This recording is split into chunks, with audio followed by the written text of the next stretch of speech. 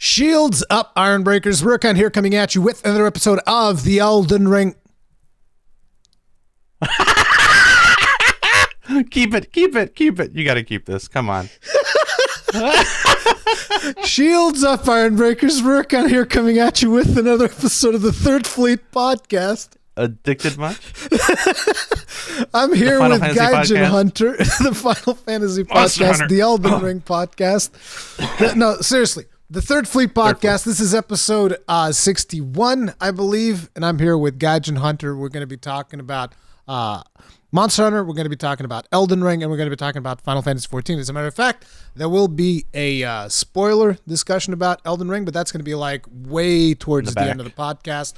So we will warn you guys long before we even go there, so you don't have to worry about getting spoiled on anything up until this point. So anyway, how have you been doing, Gaijin?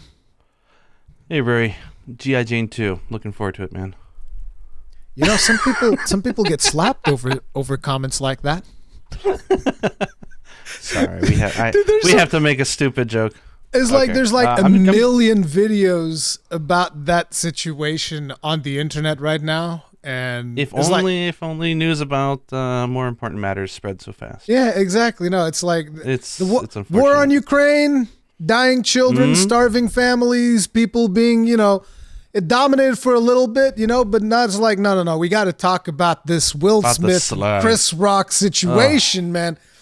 Nope. Well, we're not going to do that. Yeah. Just a fun little pun. I'm doing good. I'm just sleep deprived thanks to you, but I'm doing good. Yeah, it's my fault. I give a lot of people sleep deprivation. I'm just like, listen, I want you all to share in my misery. I'm going to present to everyone all of the amazing entertainment that I enjoy so that everybody can suffer from sleep deprivation like me. It's funny because I'm going to burn myself. I'm going to play Sunbreak so hard when it comes out. Oh my God. Oh yeah. Like I should be taking a rest. I should be like hospitalizing myself and saying, okay, you're about to grind hard for several months. Like take a rest. But nope, here I am grinding something else. That's the way that it works. So I actually finished Elden Ring yesterday. Finished. Which finished. I rolled credits on it, and I'm going to start a new character now because I want to play. How many hours did you have in? I think it was somewhere south of 140. I don't think I hit 140 hours. And it's like I did as much exploration as I possibly could, and then today I was just looking up some basic stuff, and I was like, oh, I missed the boss. Apparently there was a boss in Farah Majula that I completely missed, but we're not gonna go into specifics there. But it's there's a lot of content in that game, and let me just say that it was such a zeitgeist moment almost to be like, this should be the standard that a lot of video games should be, and everybody's surprised over the fact that there's no microtransactions. It's an actual full game. And it's like, it's got some problems. That's what you mean, because I was like, wait, you're gonna say should be the standard? Are you gonna put the whole industry needs to be like some of the best games ever made? I mean, no, what I mean by the standard is like the standard that they just release a full game, right? And you release a full game and there's no DLCs, no nothing. It's like, here's the full game. Have at it, enjoy it. There's no pre-order stuff. It's like, here's the whole thing. And just go and play it and have fun. And then when you're done, and that's good. And it's like everybody's praising, and I myself, I've praised the game for it, when in reality, it should just be the standard of the industry. You release a video game, people play it, people are done with it, and that's that. And, there's also live service and there's room for other things and whatnot, but it was something that was surprising. And not only, there was a lot of hype around it, and to me personally, I felt like it exceeded a lot of my expectations, Elden Ring. So yeah, I think overall in the industry, that's why it's the topic of conversation, right? Like there was high hopes for it, but it smashed them. Like I don't know how it did, but it did. Well, I know how it did, but it's just like sheesh. We've got about 190 hours in the game right now. We're on New Game Plus, and having lots of fun. We're doing fashion hunting now. We're going for rare drops and getting all the different endings, all that kind of stuff. So I want to do that stuff on PlayStation 5 because the PC version, I don't know if it's my hardware, whatever it is, but it is still not super stable. Yeah, that's what I've heard. And closer to the end, like closer to the ending areas, like my game would crash all the time. I mean, not like in the middle of combat crash. It'd be like, okay, I want to teleport here. Loading screen never finishes, crashes. And it happened so... In the last episode that I recorded, it happened twice. In the same episode, I was like, dude, what is going on?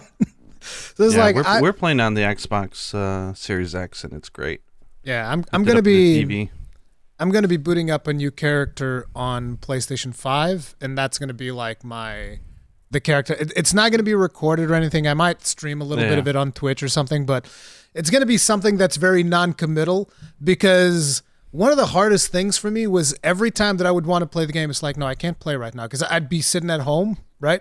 I can't record at home. I can't play. So I'd have to wait until I'd be in the office, and that was torturous. It's just like I'm just thinking about this game all the time. I just want to play this game all the time. It's like that meme, right? Like you got the husband and wife in bed, and it's like he's probably thinking about other women. And you're like, I want to get to the office and play. I want to get to the office and play some more Elden Ring. I'm thinking about Tarnished and Queen Marika and all of these other characters. But I will say once, I know we'll talk about Elden Ring later, but once, because they usually do like a DLC, right? Like a year and a half later, like where they just go crazy. Not necessarily. Sekiro didn't. And with the size of this one, I'm not sure if they will. Oh, I hope they do, because I already know a few characters I want to fight that are in the game that are not fightable. But it's like this will be the first From Software DLC I buy if they make it. Wow. I'm very interested in what it could be. So you really enjoyed it, huh? Yeah, it was really fun. My daughter really is digging it. So, like I said, we will talk more in about like spoilers and stuff near the end of the podcast. But for now, we're going to be switching topics, and I want to talk about this. I bought this thing. You bought a mirror? Nice. Yeah, it's a mirror. You like it? No, I bought. That is sexy. An OLED Switch, and it's like the screen size really does make a difference. It's like I because I was transferring stuff over from my other Switch, and I would look at the old one, then I would look at the new one. I was like, it does make a difference. Here's the thing: like if you play on the TV, doesn't matter. Doesn't matter at all. It's literally the same console. Device. There's no power. There's no power difference. Nothing. But the battery life is substantially better in this one, which is the main reason why I got it. I mean, the OLED screen, I also love it, but one of the biggest things for me was the battery, and also the fact that I wanted to give my old Switch to my son, but I didn't want to be caught without a Switch. So, I finally picked it up, and it was actually like the retail pricing of it for most of the time that I've seen it was like $350. I got it for $319.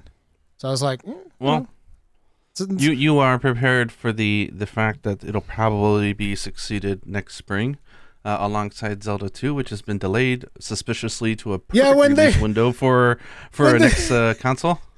Yeah, when they announced the delay of Breath of the Wild 2, I was like, no. My eyes, the eyes rolled. I'm like, okay, I will get the Switch Pro or whatever it's called.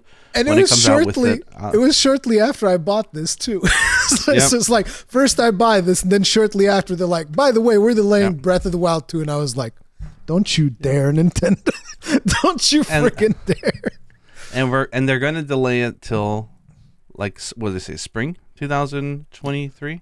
But ultimately, right at the end or beginning of a fiscal, they announce it 2 days before the end. Like, it's just like, okay. I mean, hey, give them more time to make the game. I'm all for that. But I'm just saying, like tinfoil hats. This would be the perfect time for them to release a harder spec model. Because it's like whenever you have a new console or a new iteration on a console, you need the killer app.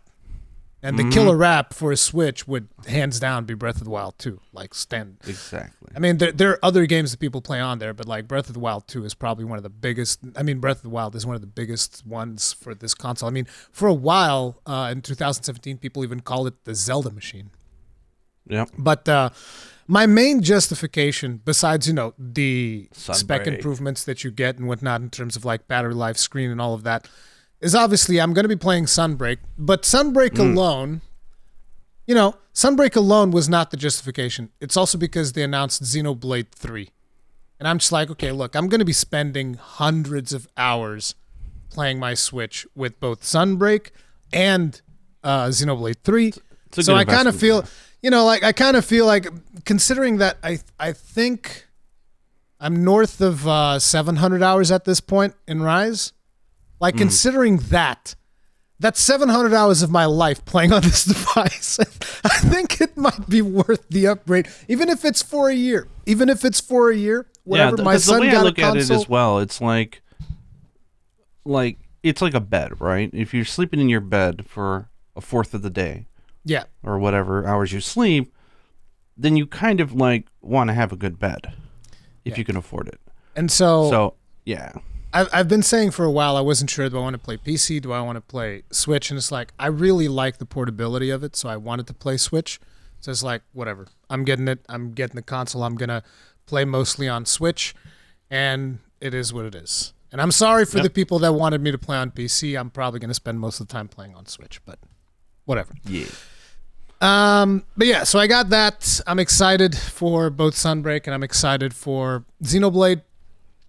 Now, something that was brought to my attention in regards to Sunbreak, someone linked me a little bit of a video, because you know that now they're releasing a little bit of videos on Twitter. They're starting to release little videos, and people are probably wondering, why isn't Gaijin even talking about these?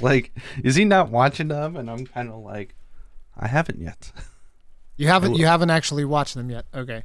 I watched the one with Luna Gano last night. And that was cool. And they're also releasing armors and stuff like that. By the way, my voice is probably going to go bad during this podcast because of ridiculous amounts of hours recording Elden Ring. I have almost no voice left. But in one of those videos, apparently there was a hunter fighting Malzeno, and you could actually see a Spiribird. A green Spiribird coming up and hitting the hunter. So Spiribirds seems like they're confirmed, at least according to that video, seems like they're confirmed to be coming back for Sunbreak, which is not entirely unexpected because, again, it was a core feature of Rise. So, whether they were... I'm fine with that. I'm fine with that. But, it also makes me wonder, Rampages are probably still going to be a thing as well. Because, you think about it okay, so Petal Aces is a Kimura technology, so to speak. And they're still bringing it over. So potentially Rampage, there's going to be stuff there's going to be a reasoning behind why Rampages might come back as well, I feel like. Because it's a defining feature of Rise. We'll see. Yeah. I think it's a defining feature of Kamura. I don't think it's a defining feature of Rise. I mean, Did you see there's a huge Dragonator on the castle, though? I think we might get a different type of siege where they're trying to invade the actual outpost. That would be pretty cool, But I mean, that castle is not the actual outpost. Yeah. Is that the one from the map? Yes, the Dragonator is on the thing from the map, not on the outpost is in an island. It's not on an actual map itself. At least from what I can remember, Elgato's a little tiny island thing. But the most important question, are you going to bend the knee to Princess Chiche? I don't care. Doesn't make a difference. I love how they announced that she's a princess. We're we know. It was so hard to figure out from the trailer when everybody was kneeling before her. It's I would never imagine that. Oh no! Whoa, she's royalty. Are you kidding? She's great though. But another thing that I was checking out earlier today was what are the latest events? Because the last event that I did was the Super Apex Emergency Zenogre thing. And I was okay, I want to see what new ones there are. There's a bunch of new ones. And mostly the rewards are still titles, stickers, and layered armor. Which got me thinking, because this is obviously a big thing that we've seen the community talk about in regards to, I don't even want to get out of my bed to do some of these events because it's whatever. Why do I care? It's stickers, it's titles, I want armor pieces and new weapons. And I get it. I get the feeling. But it made me wonder, what do you see in terms of like end game events, in terms of rewards for end game events, what do you think would be a much better system than what we've got right now? Right? Because like Sunbreak comes out, DLC, like you, for instance, you speculated that Gore Magala comes out as a DLC monster, right? Yeah. So you'd imagine, okay, Gore Magala comes out, we're going to get Gore Magala armor, all of that stuff is going to be one of the events. But okay, next events that are maybe not as big as Gore Magala, because like let's say Gore Magala comes out the same way that that's like a title update. You're talking about event quests or title? Yeah, updates? Event quests, rewards for event quests. Like what would you want to see? Because I mean, it can't just be armors and weapons all the time, because we run into the potential trap that we had with World, where it's like, oh, okay, well here's some power creep. Here, this is what was the first one? Safi's weapons are now like the standard, or back even in World, it's like, Behemoth's armor is now the new standard because power creep. Yeah, it's like I don't think that's something that I personally want to see, but I'll be honest, the thing that I want to see is what they had back in the older games, which is just, if it's a harder quest, it's got a different loot table. You'll have higher odds of getting rare materials. Do we not have this in this one? I don't think. If they do, I wouldn't be able to tell the difference, but... I don't know how it works. It used to be like, Pallium used to be really hard to get, but if there was like that event Rathalos that that was really tough, you took him down, you had like a triple chance to get it, but you had to work hard for it. It's the same idea, I guess, as the tempered system, only that one was like, yeah, let's give it away like candy, because it was like 25% chance or something like that. It was like ridiculous. And the hunt itself wasn't that much harder. Oh no, I have 30 minutes instead of 45. It's like, I don't like that. But if it's just an event quest, that's really tough. Increased rates would be enough generally probably to get me motivated. Like, you get those event quests that pay out, like those, the armor spheres or something, like you'll get 3 or 4 of them. And you'll get stuff like that. I suppose that would be fine. It's a boring answer. I also think new color options for your armor or your weapons would be really nice. Like, for example, if there's a Super Magnamalo or Super Malzeno, maybe there's a special color palette that you can... Sort of like the Deviant system that they had, right? Like if you cleared the level 100 Deviant, that if you cleared this, it would unlock a special new palette that you can apply to your armor. Like maybe it glows or something, right? Just like glamour, So for me, it's all glamour. You're getting very influenced by Final Fantasy XIV in that answer. Yes. So I actually don't care so much about the functionality of like weapons or whatever that we get. However, actually, sorry, this is a good one. I love what they did in Generations Ultimate, where you had like the hyper monsters, right? And they had their own sets that were it exaggerated the strengths of one thing, but exaggerated the weakness, the weakness as well. And so it was like really cool, but it was risky to use. And they had it for everything, right? So like the laggy hyper stuff would all be super high in thunder resistance, stupidly low in the other ones. The weapons were the same way. I would love to see, they're not going to bring back hypers, which I wish they did. I think it would be, or something like that. Like, I think having an event quest where it gives you a different variation on the armor, and it doesn't have to look so visually different, but if the skills and the stats were like just extreme, that'd be pretty fun. So I really like that about Generations. You had like the X, the R, the hyper. You had the you had the R's were like meant to be mixed and matched. They weren't meant to be used in a set. Then you had the hypers. Then you had the regular G, and then you had the subspecies. It was like they had all, and then they had the event ones, the EX or GX or whatever. Mm-hmm. It was super cool. They had all these variations. So essentially, you're talking specifically like, okay, let's get new armor pieces that look different and also, give us different skills and stuff like that, which I kind of feel like that's the same thing that a lot of the community wanted, particularly with Apex monsters. They were like, we need the Apex armors, and I think we will get those Apex armors with Sunbreak. I think Capcom... In the end of the day, it is a loot game, right? Like, you want to craft and make loot that you want to wear your trophies. You don't want it just sitting in your room. I mean, you could have some of those, but you wanna look at your accomplishments. I didn't like what they did in World though, like those little what was it, like the little chain things that hanged on the bottom of your weapon that you never looked at. Pendants. Yeah. You literally told me that you bought like a bunch of Paolumu pendants for Yuna. I remember that part.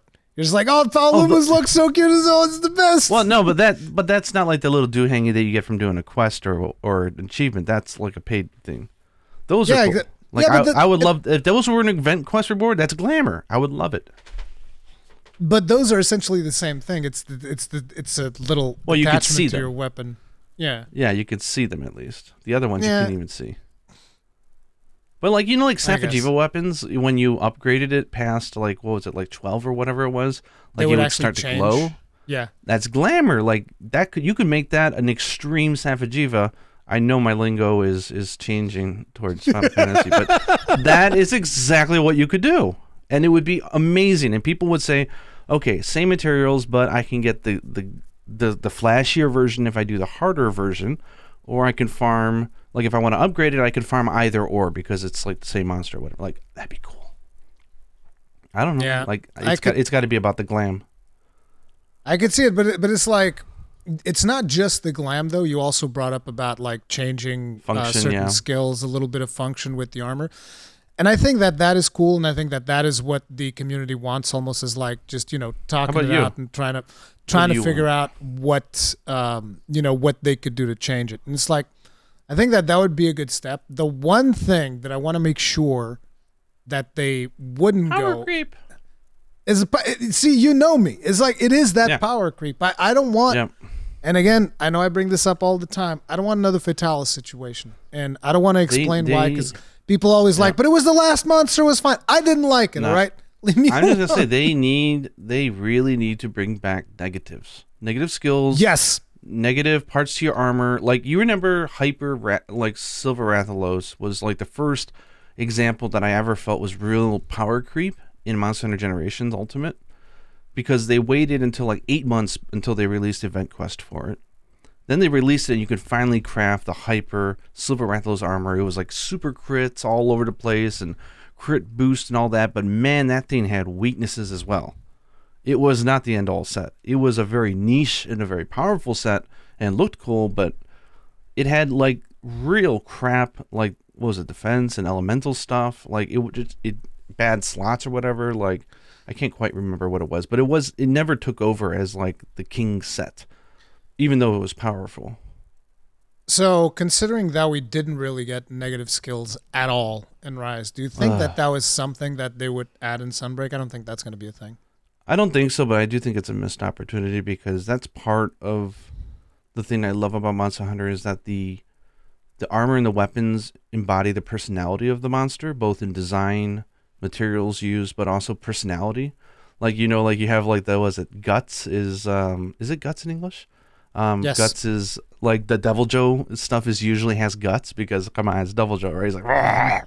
He's down to the last hit, he's swinging his body like a madman. That kind of stuff's cool. Or very strong but weak as hell to ice or something. It fits the bill for a lava monster, and or I don't know, a big chunky monster who has huge defense but slow speed or something, or bad evasion or something. It's just another way to embody the essence of the monster as a character. This is where my experience with GU really speaks to me, which is I would always find new sets to make that would exaggerate certain aspects of the character. With me, it was all about, again, I think I've talked about this in the past. It's two skills that most people wouldn't even consider using. It was the fate skill or whatever that. Yeah. I don't even remember the exact names, but it was one there skill wasn't that enough increased. Sets with that though. Yeah, there wasn't. They needed more. But it's it was, one of them was about getting your SP gauge, I think was the name of it, getting it faster, and the other one was about your SP skills dealing more damage, and nobody used those skills because why? Because we want the sharpness. We want the crit. I think Nakarkos had some of those because I remember farming Nakarkos. No, wait. I used Nakarkos to farm the materials to craft the gems that would give me those skills. That's why I was farming Nakarkos, because I wouldn't actually use Nakarkos' armor. But it embodies him because he has that super Amachajama laser. Yeah, dude. It's perfect. Dude, imagine the Carcos in friggin' Sunbreak. Oh man, the Carcos was actually, you know what they probably won't do it, but you know what else would be awesome for Event Quest or just the game in general? Do you remember the material trader from Monster Hunter 4 Ultimate? Wyporium? Where you could trade in, let's say, like, I don't know, Narga Kuga parts or something for parts of a monster who's not actually in the game. He's not in the game, but their armor is. And so they were able to fill out the entire roster of armor, even with monsters that didn't even appear in the game, because you could trade this specific monster stuff for this monster's parts. It was the coolest idea. I loved it to death. Like, you can even just say, yeah, like if you get like the EX Rathalos, the event quest, that's really hard, those scales can be traded for, I don't know, Dire Morales or something. I don't like something crazy that's not in the game. Like, that would be sweet. That would be cool because But yeah, I think armor and weapons is what it always comes down to, right? For me, more armor than weapons, but both are important. Again, I just don't want those things to make the weapon tree become obsolete, because that's what Safi Jiva did. Safi Jiva is like, okay, all the weapon tree now, forget about it. Now it's Safi Jiva, and then eventually, you get like Raging Braki and which one was the other? Furious Rajang. Although Furious Rajang stuff was kind of lame. It was not. I mean, depending on which weapon, but most of it was not great. But it's like the Raging Braki, though. Like, the armor was amazing for a lot of things. Great. The weapons were amazing, and it's like, okay, so now Braki weapons are the ones. And then it's like, okay, and now it's this other thing. And I really don't want that. I want things to retain some form of value. Maybe even have event quests that could allow you to like upgrade things beyond their limit. Right? Exactly. I was about to say the same thing. The Generations Ultimate, again, it had so many good ideas that scaled well. Like the ability to have any armor have near maximum defense to a point where it's a small edge, but it doesn't really matter. Like if you want to wear that Hunter S, you sport the damn thing. You'll have to upgrade it. You'll take some rare materials, but you can limit break it and bust it up to a usable level. That would be awesome. That would actually be cool. And this almost brings me to a point where you could have the best of both worlds, which is like, okay, you want power creep? Fine. Have your event where it's like, okay, so for now, this is like the best, right? For a little bit while this event was active. I mean, the event's going to be active forever, but it's like let's say for the month that an event comes out, it's like, okay, this is some of the best stuff possible. But then 2-3 weeks down the line, is like, here's a special event that gives you a material that now allows you to like limit break your weapons or something like that. Okay, and now this weapon, even though it's not as good as the power creep, we're applying FF to Monster Hunter, but it's such a good system. No, but it was called limit breaking in Generations. In Generations Ultimate, when you went past, it was called limit breaking, if I remember correctly. So that's why I didn't say it because of FF. I said it because in Generations Ultimate, that's what they called it. Limit breaking. But having an investment, be more valuable later to go back to would be great. But then I think they would need to address some of the issues like Iceborne had, which was they didn't add enough craftable tiers. I think that, honestly, and this is controversial maybe, I think every tier should be craftable. It'll cost more items or different items or rarer items. But I think every single step of every weapon should be craftable from the get-go. It shouldn't be locked behind upgrades, because the problem that happens is once you come out with a master rank game and you've got a weapon that starts all the way down at lower rank, Gyros or whatever monster it is, like people don't want to be farming that. I don't think every tier needs to be craftable. At least the start at the tiers. The start, like as a rule. Yes. As a rule.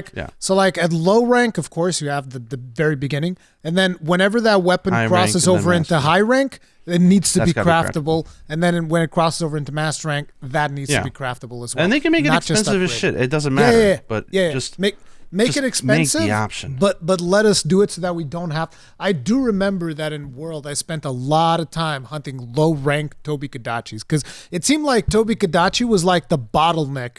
And I hunted a lot of them even when I was going through the game, but it was always the bottleneck for some random weapon that I wanted to craft. Yeah. It'd be Tobi Kadachi every single time. Maybe for somebody else it was another monster, but for me it was always Tobi Kadachi was the bottleneck. Yeah, no, it was the same, and I hated it, and I ended up disliking the monster because of it.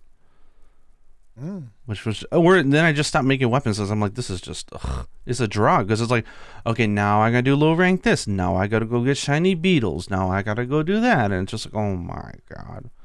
But painful. Try crafting the G rank Sedegios weapon in 2022 and you'll be like, ugh, this didn't age very well. I mean, because we did it and it takes freaking forever.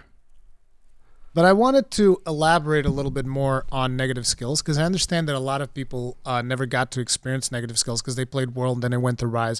Maybe they never checked out GU, even though GU in the West came out after World.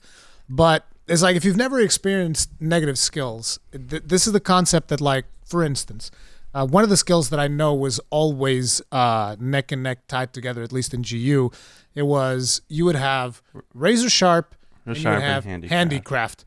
Like, those would always oppose each other. So if you would get, like, you know, an armor piece that would have Razor Sharp, it would usually have negative points towards Handicraft. If you would have something that would have Handicraft, it would usually have negative points towards Razor Sharp. And the same thing would carry over into decoration slots. It's damn near impossible to get them both without sacrificing the entire set.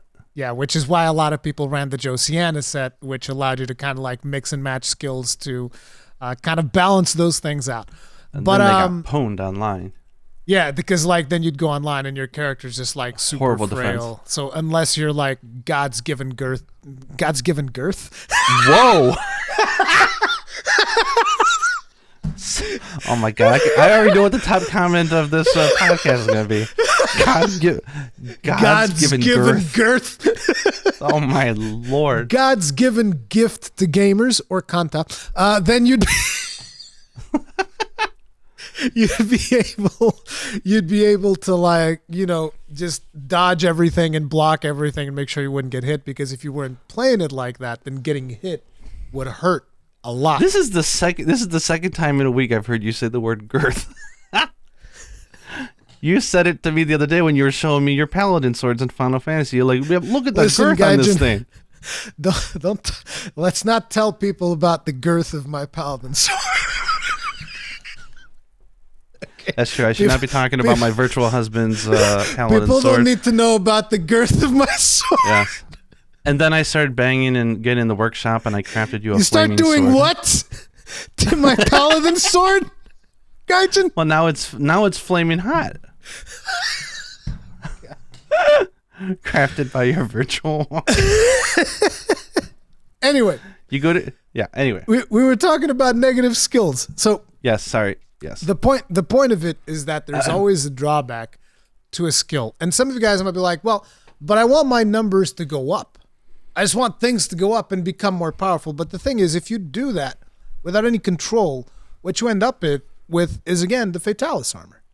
There's no drawbacks to Fatalis armor. It's like, here's all the skills you could want forever, for everything. Unlock everything. Have everything. And it's like, it's not as interesting as having a flawed set. And I know that for some people, because this is something that I see a lot in my comment section, some people are like, no, but I want my set to be better. It's like, yeah, but wouldn't it be cool if you have this set, and this is like the best set to hunt? Let's talk about like a little bit of maybe a harder monster for some people. Like let's say that Rajang is actually hard in Sunbreak, which is probably not going to be, because in Rise he's a bit of a pushover. But like, let's say he's actually hard in Sunbreak. Like let's say Rajang is on the level of an Iceborne Rajang, which was actually like beast, right? And let's say you have this set that you're able to craft this set, and because it's got so many negative skills on so many other things, it's actually exceedingly good for hunting Rajangs. Like maybe it's got tons of, I don't know, thunder resistance, whatever, and part break and damage ups and whatnot. The specific things that counter Rajang. Like right? Anti-stagger or whatever. Yeah, you have specific things that counter Rajang, and you have this set that was perfectly built for Rajang, and you hunt Rajangs with, and it's great.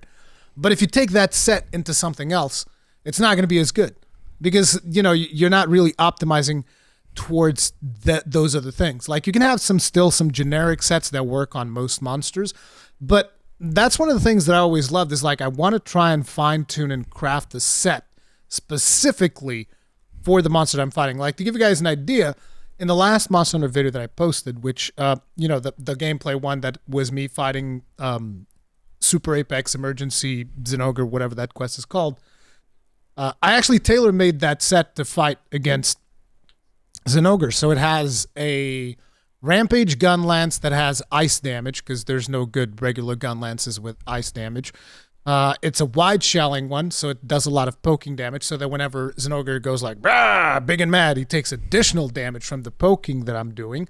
Also deals, wide shelling level 5, whatever. And on top of it, on that set, I also had maximum thunder resistance, right? And it's like, yeah, you can do that with just positive skills, but it would be much more interesting if there were some negative skills involved as well that you had to kind of like balance out. It just makes set building much more interesting, and it also makes it to an extent more immersive, because rewarding. It's like, okay, so there's these materials that are really good for crafting this armor, right? Because it's got all these properties from this other monster. And then when you put these together in this perfect set, it works really well against this monster, maybe not as well against that one. But, it's just something that I wish more people would be excited about, as opposed to just being like, no, I just want, I don't know, crit boost 3, weakness exploit 3, a little bit of...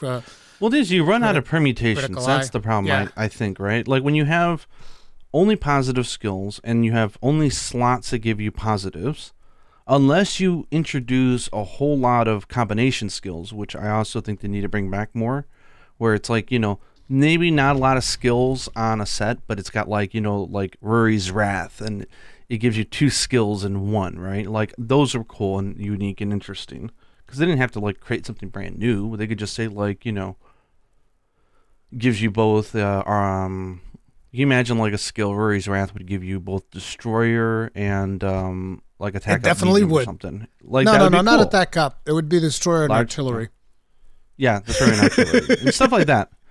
But like they could do those 2 skills as well. But when you only have like positive slots and positive skills, there's not that many permutations compared to when you had negative ones, because then you started messing around like, okay, well this one didn't have it, but this one did, and there was fun theory crafting and mix and matching, and I think that the important thing was that the negative skills only came into play mid-game to the late, because early in the game they didn't punish players, right? Like negative skills only came when you specifically made a full set of an armor that was really good, and it had a drawback to kind of sort of counterbalance it a little bit. And you always had the option to just get rid of it through decorations and use up those slots, and they balanced it really well. But now so like if you have negative skills all over the place, it'd be stressful, right? That wouldn't be fun. But once you start saying, okay, I've got like, crazy vampire set, but I got to be careful because I lose, like my health gradually decreases or something. Like, I don't know, like something that just embodies the monster would be pretty cool. Attack. You have to be on the offensive. Changes your play style, or something. That'd be cool. Like Sedegio's had that thing where like if you evaded a few times, it would sharpen your weapon and stuff like that. Like, that's cool. Those are ideas I would love to see them embrace. So now I'm curious about something else. So obviously they're not going to change the way that skills work in terms of the stuff that we've gotten from World, right? There's the point system. How would we implement negative skills in that system? Because like, for those of you that know, in the previous systems, in order to get a skill, you'd have to reach a certain threshold. So like attack up S, I think, would be like plus 10 attack. So you would get like certain armor piece give like plus 1 attack, plus 2 attack. If it went all the way to plus 7, it would do nothing. It would have to go all the way up to plus 10. And it's like, okay, you reach the first threshold. Here's attack up small, right? So how would we make negative skills work in the current system where it's like, no, here's 1 point in attack that increases your attack by a certain amount, right?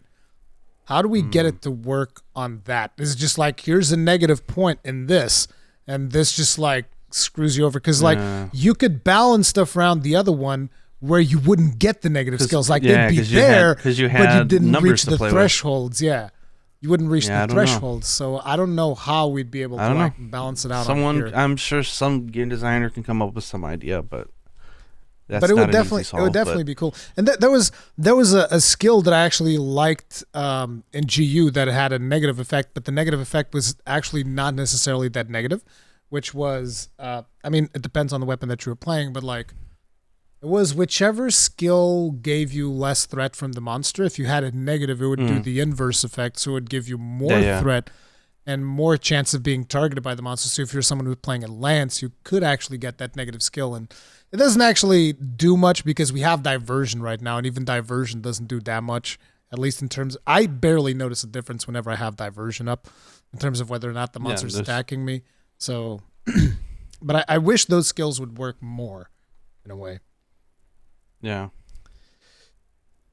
But, Fun food for thought.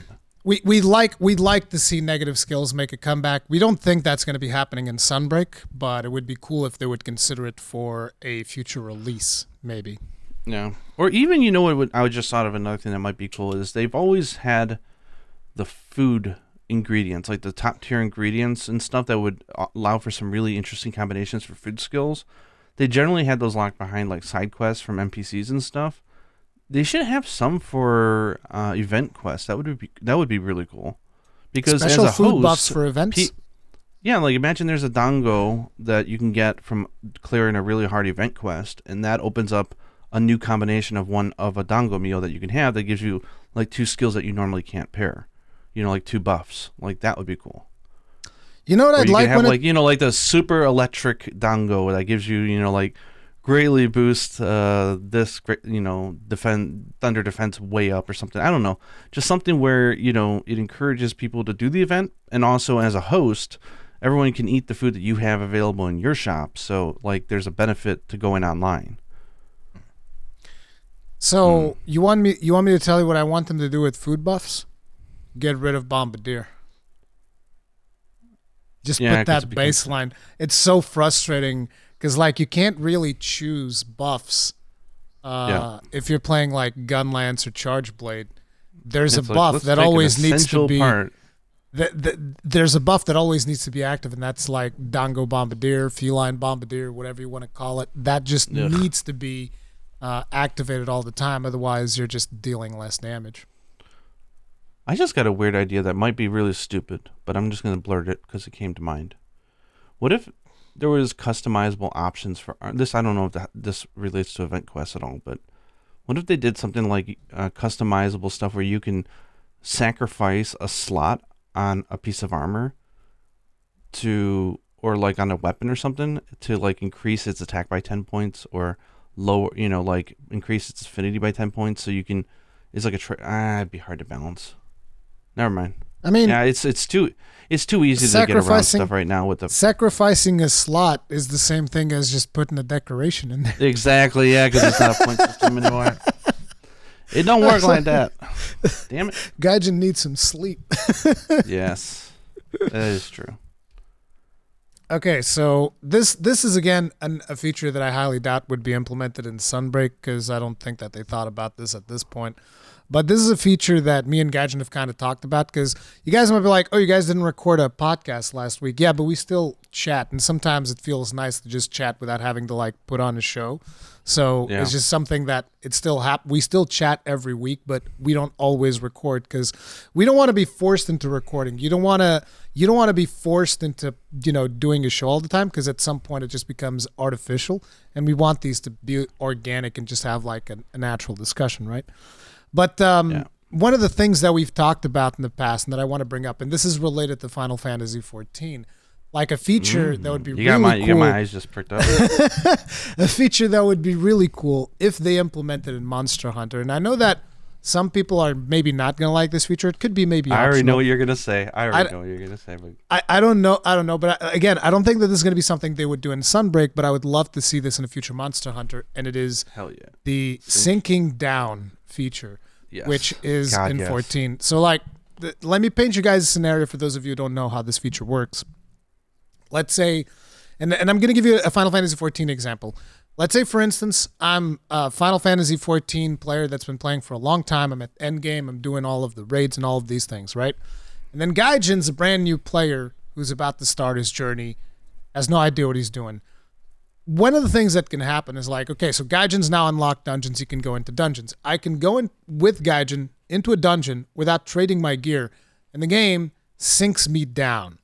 Now, I'm still more powerful than probably most of the people in that dungeon, unless they're also like endgame. Like if most of the people are around like mid-game or whatever, I'm still going to be more powerful because my gear is going to be synced down to the absolute maximum that you could get for that dungeon. So I'm still going to be reasonably more powerful, but I'm not going to be going in there and one-shotting everything because the game syncs you down. It syncs down like your abilities and stuff. It makes it so that it's not a complete just like destruction of the experience for everyone. You're synced down. You get a slightly easier but as intended experience without having to change out anything. And it just removes skills. Like if you're going down to like a level 20 dungeon, then every skill past level 20 you don't have. And that's fine. So that's the way that syncing down would work. It would balance things out so that players who've been playing the game for longer can play with players who have just started playing the game, but without just completely obliterating everything in front of them. Yeah. Now, I know that for some people it's like, well, maybe I want to get carried. And that's fine. That's why I'm saying it should be an option. So, like, you could toggle on whenever you go to a quest. Yeah, you want to have a synced hunt, you know? I want to have a synced hunt so that if anybody's way more powerful, they get synced down to an appropriate level so that they don't just come in here and blow up the monster. So, again, I want to make it perfectly clear. It would be an option. So, if you want someone to come in and blow up a monster for you, you can still have that. And you can still, have somebody carry you for the game if that is something that you want. But there will be players, at least I think that there are some players. This is actually one of the reasons why I didn't engage that much in multiplayer the first times that I played like old school Monster Hunter. Because I remember when I was playing, I think it was 3 Ultimate. Because, I would play 3 Ultimate, I'd still be a complete noob. And there'd be people in my stream that were like, oh yeah, let me come in and hunt with you. And then, they'd come in and there's like monster would just get completely obliterated in 2 minutes and captured. And I was like, but I barely swung my weapon. The thing is it wouldn't be that hard for them to implement because they do at a certain degree already have tiers set up. For example, if you were to look at, let's say, your gun lance, right? Or, let's make it relatable to listeners. You have a longsword. Okay. Let's make it relatable. Let's talk about a longsword. Who plays gun lance? Anyway, so let's say you have a gun lance. Not gun lance. You have exactly. Again, longsword. Not gun lance. Whatever weapon you want, just not a gun lance. Anyway. No, because then I don't want to get too complicated. Go ahead. Needlessly complicated. Okay, so let's say you have a longsword, right? Now, if you look at the trees, you go, okay, there's the HR1, HR2, 3, 4, 5, 6, 7. Low rank, high rank. There's ranks, right? So let's say you take, I don't know, low rank hub 4-star, right? There is a margin in which all the weapons fall under. There's the lower tier of HR4 or LR4, and there's the higher tier of LR4. Let's say, some weapons start at, let's say, 130 attack and can go as high as 150 or 145 in that tier. And Ruri's coming in here with a master rank, super, MR30 blade that has like, I don't know how much attack, it doesn't matter. He could still use that weapon and just go right into my hunt. The thing is that if I'm doing a 4-star hunt, you'll have that, let's say, like I said, 110 to like 150. He would be like 150 or 155. Like he'd have like a little bonus in there because his weapon's being synced down from something higher, but it would adjust itself to the power levels that the game was assuming that you would be at that point, except it would put him at the very top tier of that chain. That weapon doesn't technically exist in the game, but it doesn't matter because they already know how they're tiering it, right? And his defense would work the same. A rarity 4, armor has a that gets higher as you get up to the harder monsters. His armor, regardless of what it is, would get tuned down, synced to that grouping. And the thing that FF does really well, and they could do the same thing for Monster Hunter, is if you do it, you're going, okay, so you have a synced hunt, so if you want to play with your friends who are in different levels and you want to have the, it's easier, but it's still like, a close as intended difficulty without having to change out your weapons because no one's doing that. No one's going to go and buy a low rank weapon just to go on a low rank quest with somebody. At least most people won't. The thing that they do is they incentivize it, right? So let's say when you get yourself synced down and you're playing on, let's say, a hunt that someone has never cleared yet and you're paired with them, because in FF it actually makes sense to do random rooms. Yeah. And so you get paired with a random who's never cleared it. Maybe you get like 2 talismans. Maybe you get like 2 armor orbs. Maybe you get some type of tangible bonus. I think that makes it so. I think that talismans would be rough because, like, well, then the most efficient way for me to grind talismans is now to go kill great Azuchis with noobs. Okay, I'm just thinking out loud, but there's ways to incentivize it, right? I think like maybe additional points, additional zenny, maybe you know materials that you can put that are worth a lot of points for you to put into the melding thing to get you charms, like stuff like that, like just like it's straight up. But actually, tell you what, you can have glamour. There's one thing that can be all things at once, which is like a special bonus egg. Like everything in the game is about eggs, right? So like if you're helping somebody, there's a chance of you getting anywhere from like 2 to 4 special eggs. And those special eggs are worth more in the melding process. They're worth a ton of zenny if you want to sell them. And you can turn them into somebody to get Kimura points. Maybe there's a special armor that uses them, like the Hopeful Hunter set or something that's awesome. Layered armor. Yeah.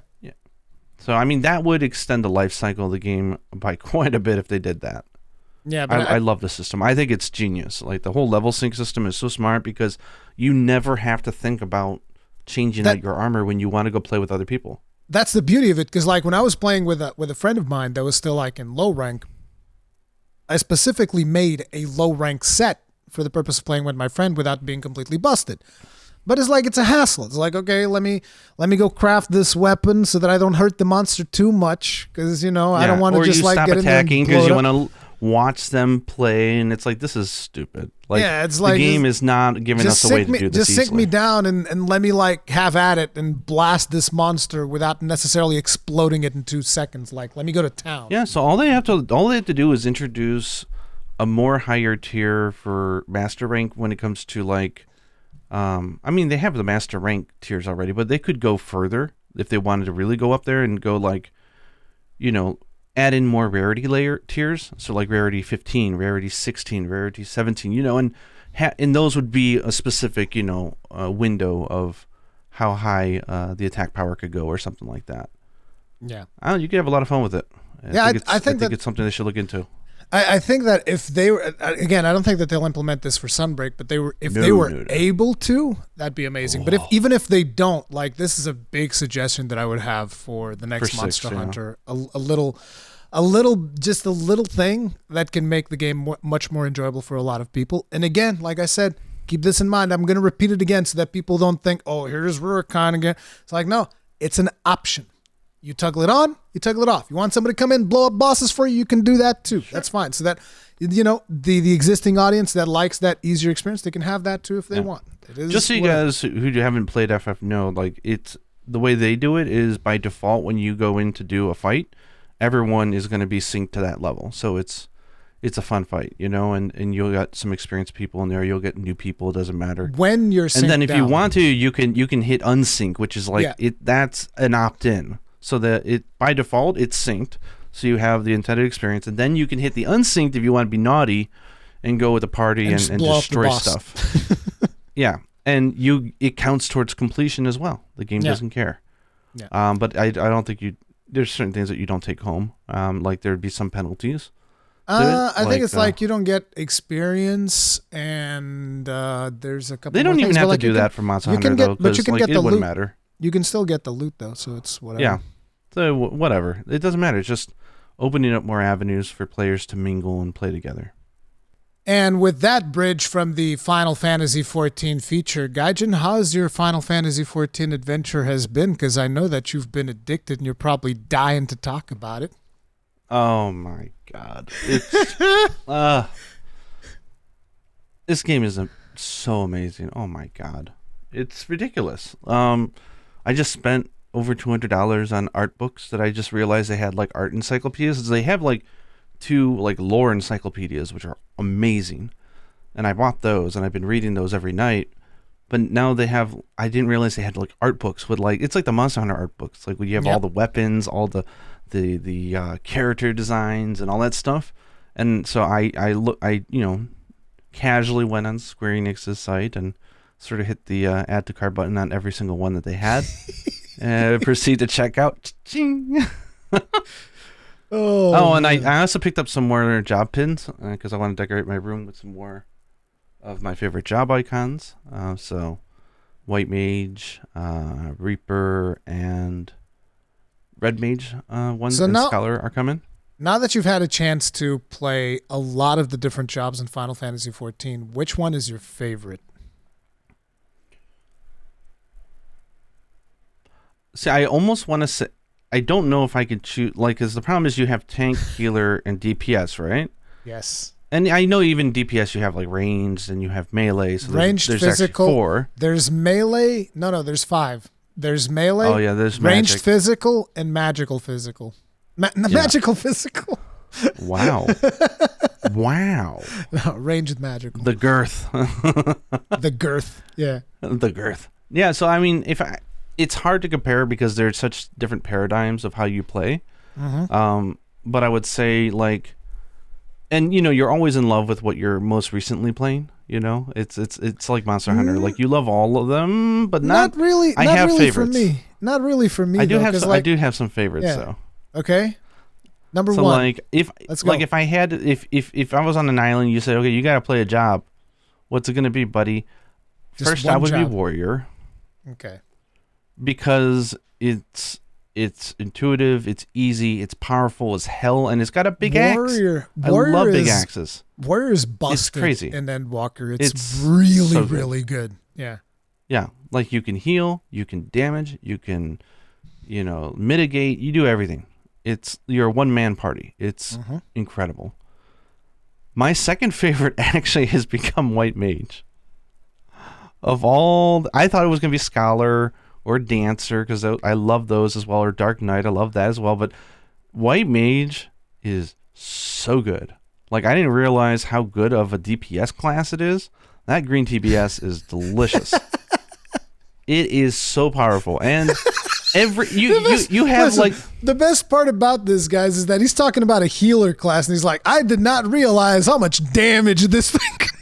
If that's not the best description of 90% of Final Fantasy XIV healers, I don't know what is. They're just sitting there, it's like, which buttons can I press to deal more damage? So, hey, can I get a heal over here? Shut up! I'm dealing damage now, peasant. Heal your damn self. This is not my problem. So the cool thing is, I like Scholar a lot, but the thing is, that's more preemptively putting shields on people, and it's a thinking game thing, right? Where Warrior is brainless. I charge in, I hit people, and you know what? If I'm above level, I don't even care if I'm standing in AOE. Hit me, I don't care. I'll heal it right back up as I smack you in the face. That's a very bad habit for sure. But the thing is, it's a gung-ho mindset, right? You could just jump in there and you feel fine. White Mage has, in front of you on the table, all these massive healing spells, most of them instant. And you just go Blair and Holy. Yeah, so your main set is to attack. And then, as people's bars get a little low, you go, okay, I'll pick that one from aisle A. Shwing! Everyone heals up. Attack more. Oh, he's down again. Shwing! Pull for aisle C.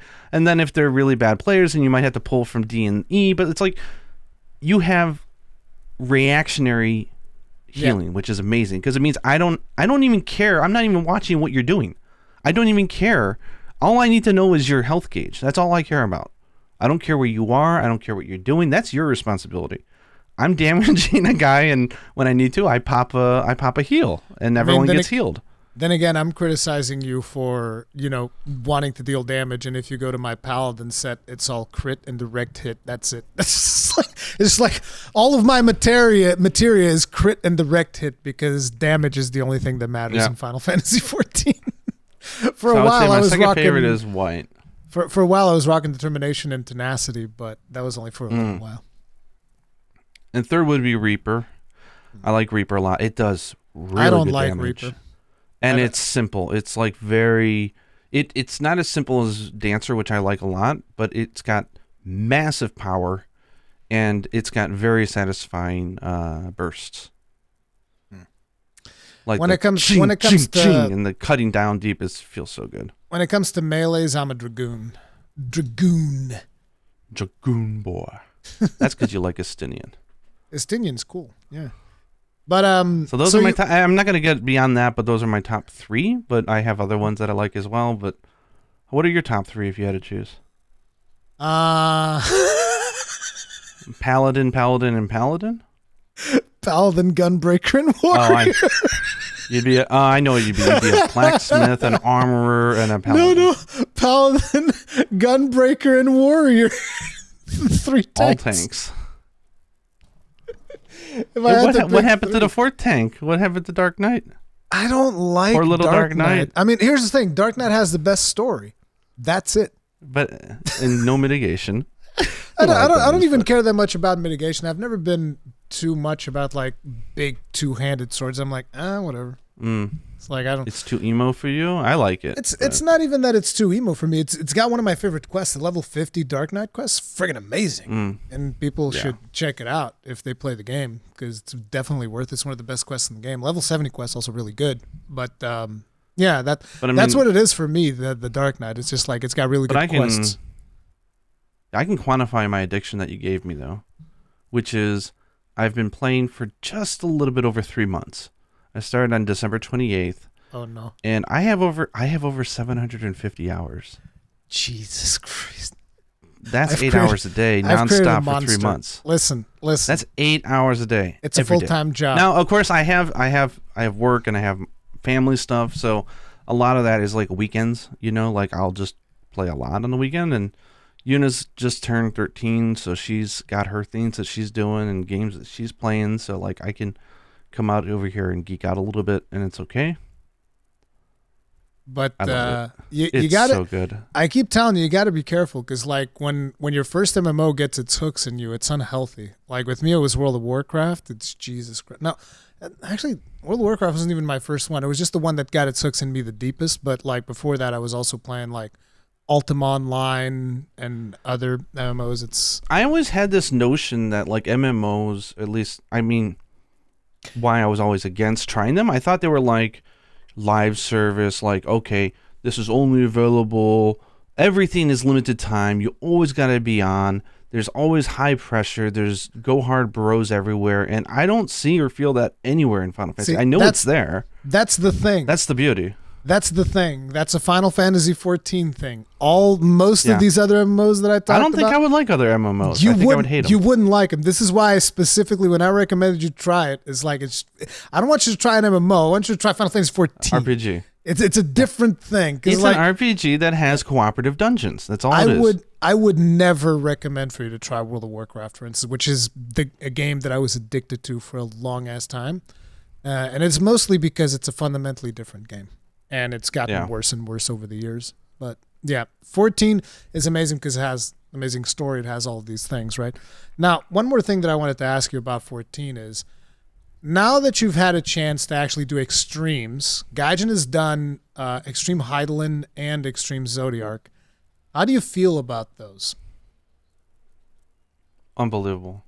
Absolutely unbelievable. Like, I'm constantly calling in Yuna to the room. I'm like, oh my God, you got to see this. And these, I've been going back and doing the other extremes, like the Stormblood ones, the You've done more extremes than I have. I've done most of them. It's just I don't have the mounts for all of them, so I'm doing them a lot. But the thing is, like, and we're in spoiler territory, by the way. But now we have to reverse the roles. Now you have to take me with you into the older extremes, and you have to teach me. They are amazing. It's because I haven't done them. It's crazy because like when you go through the game and you get a cool boss, right? That's very story centric. It's got its own music, lore, it's like Monster Hunter. It's a big spectacle, right? I mean, you do it, you're like, God, that blew my mind, right? But then they have the extreme version. Here's a really easy comparison for the Monster Hunter people to understand what we're talking about. Look at Iceborne and look at Brachydios. So Brachydios would be your normal trial.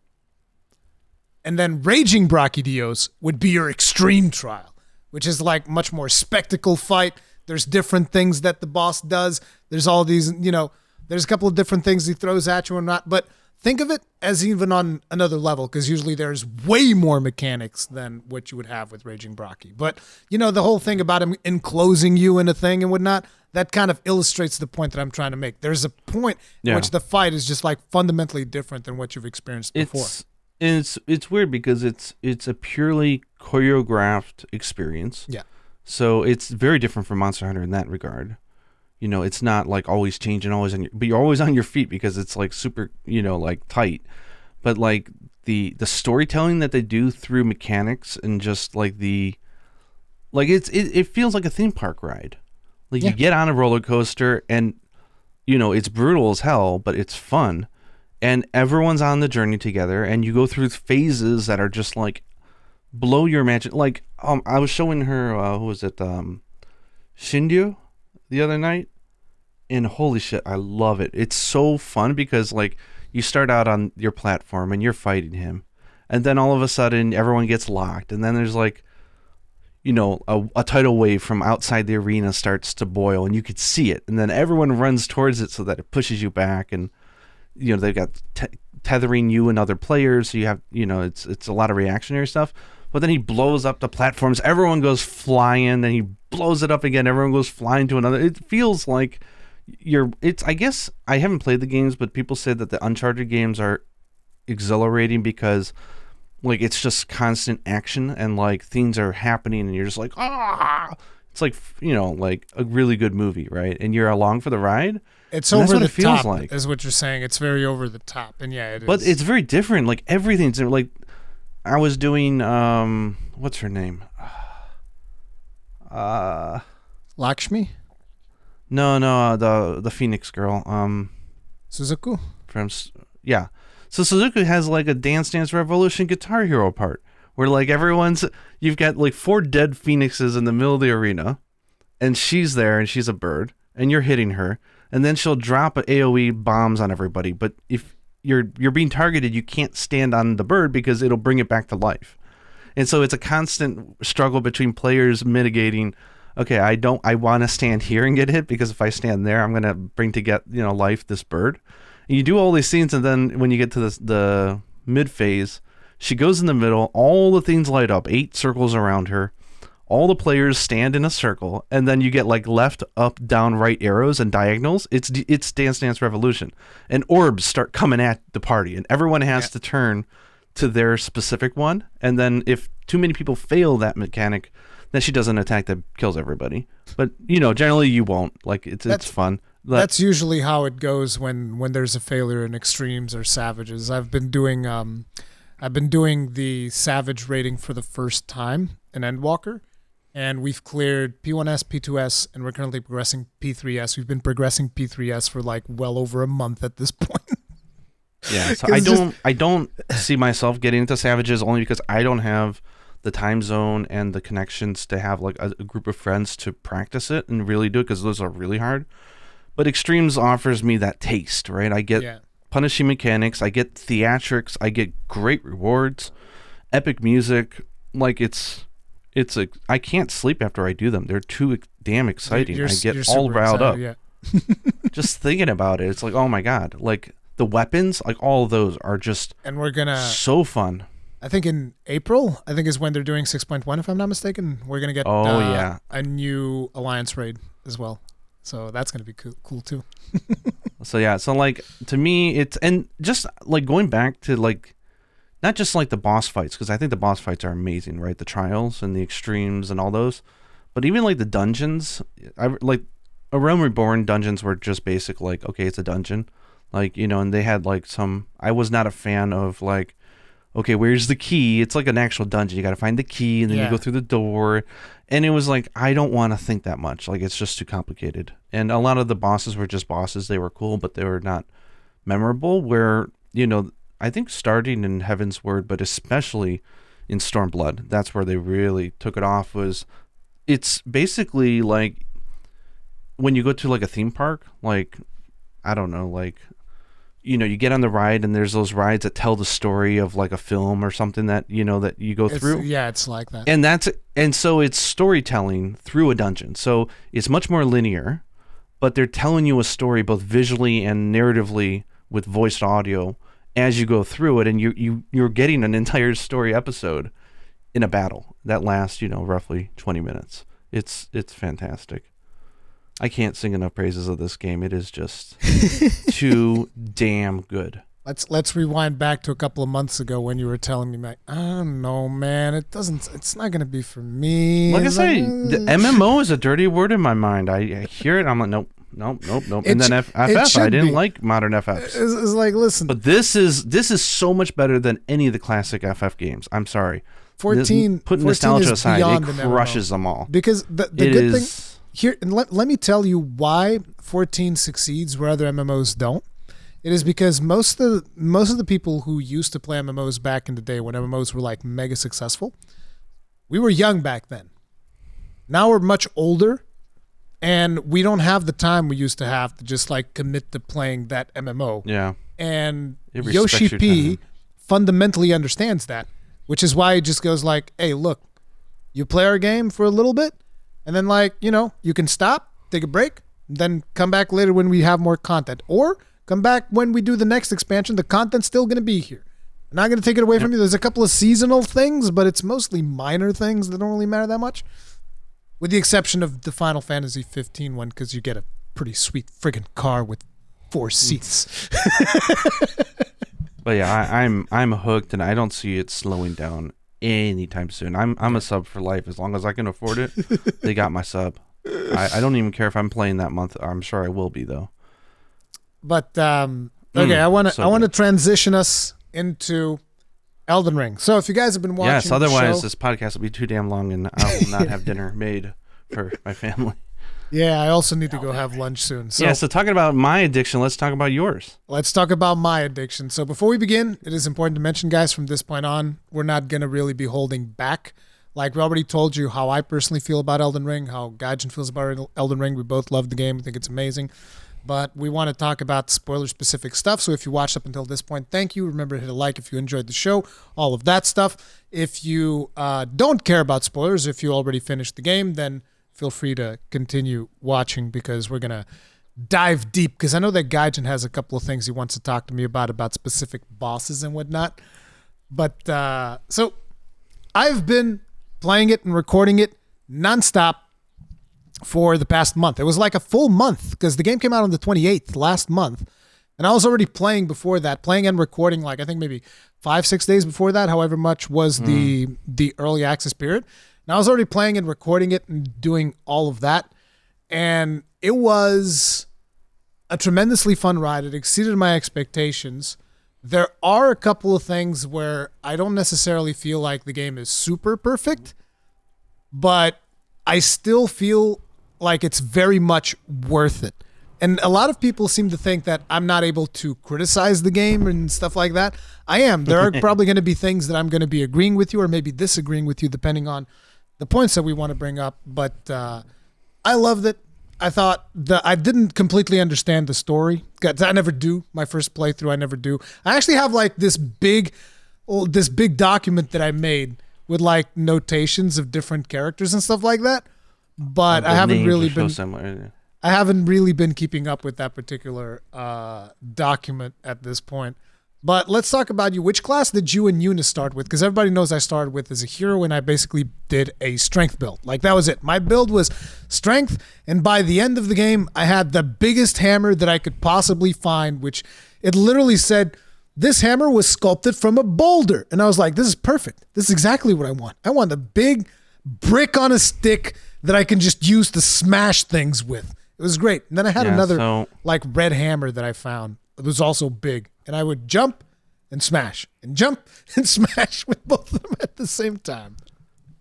Yeah, so I think I mentioned it before, but I'm so hooked on FF right now that the idea was that Yuna was going to play Elden Ring because she wanted to play it. And she's never played a Soulsborne game before.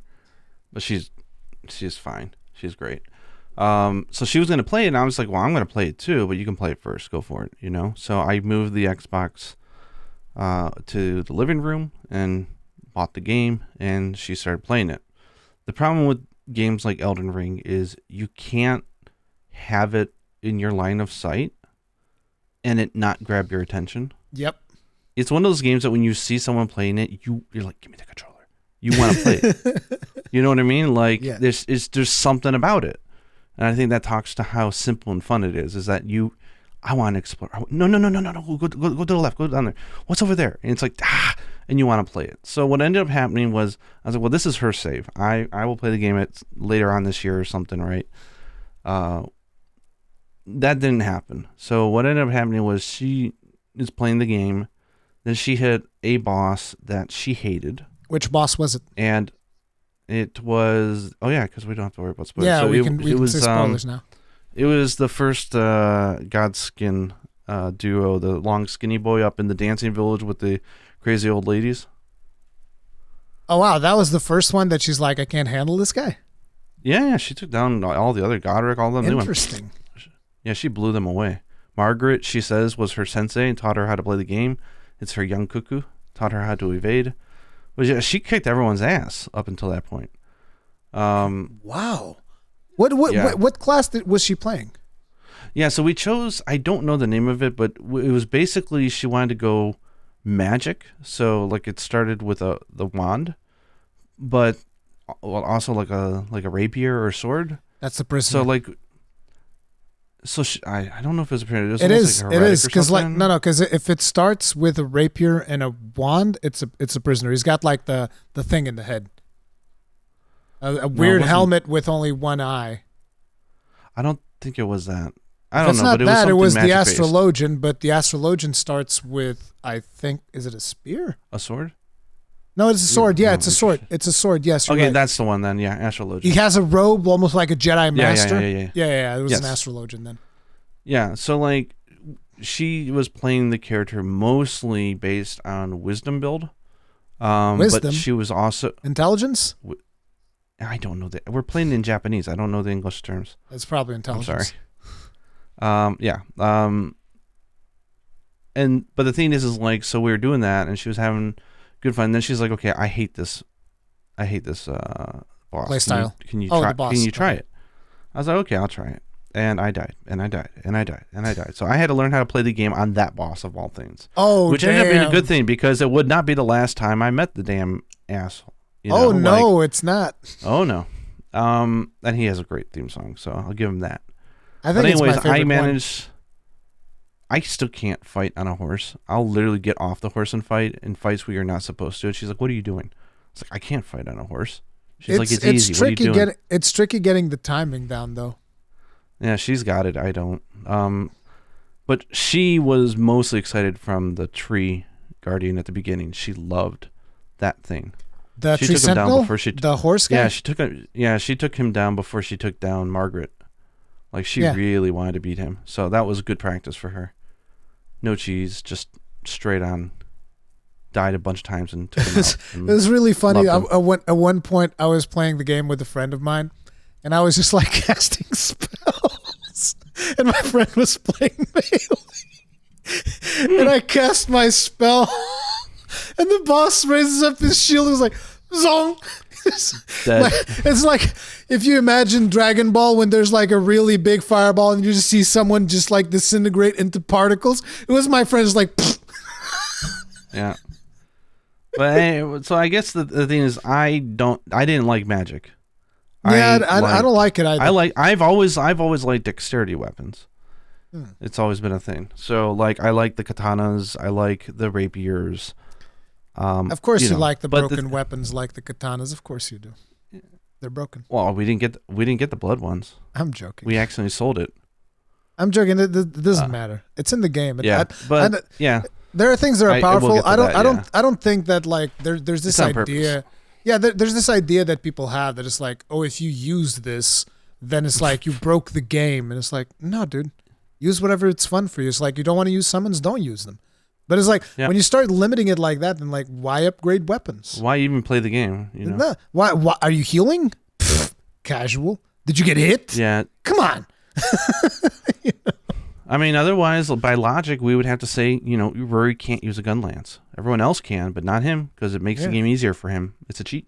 It's an exploit. Exactly. But yeah, so I started playing, and then we realized that it became our character, mainly hers.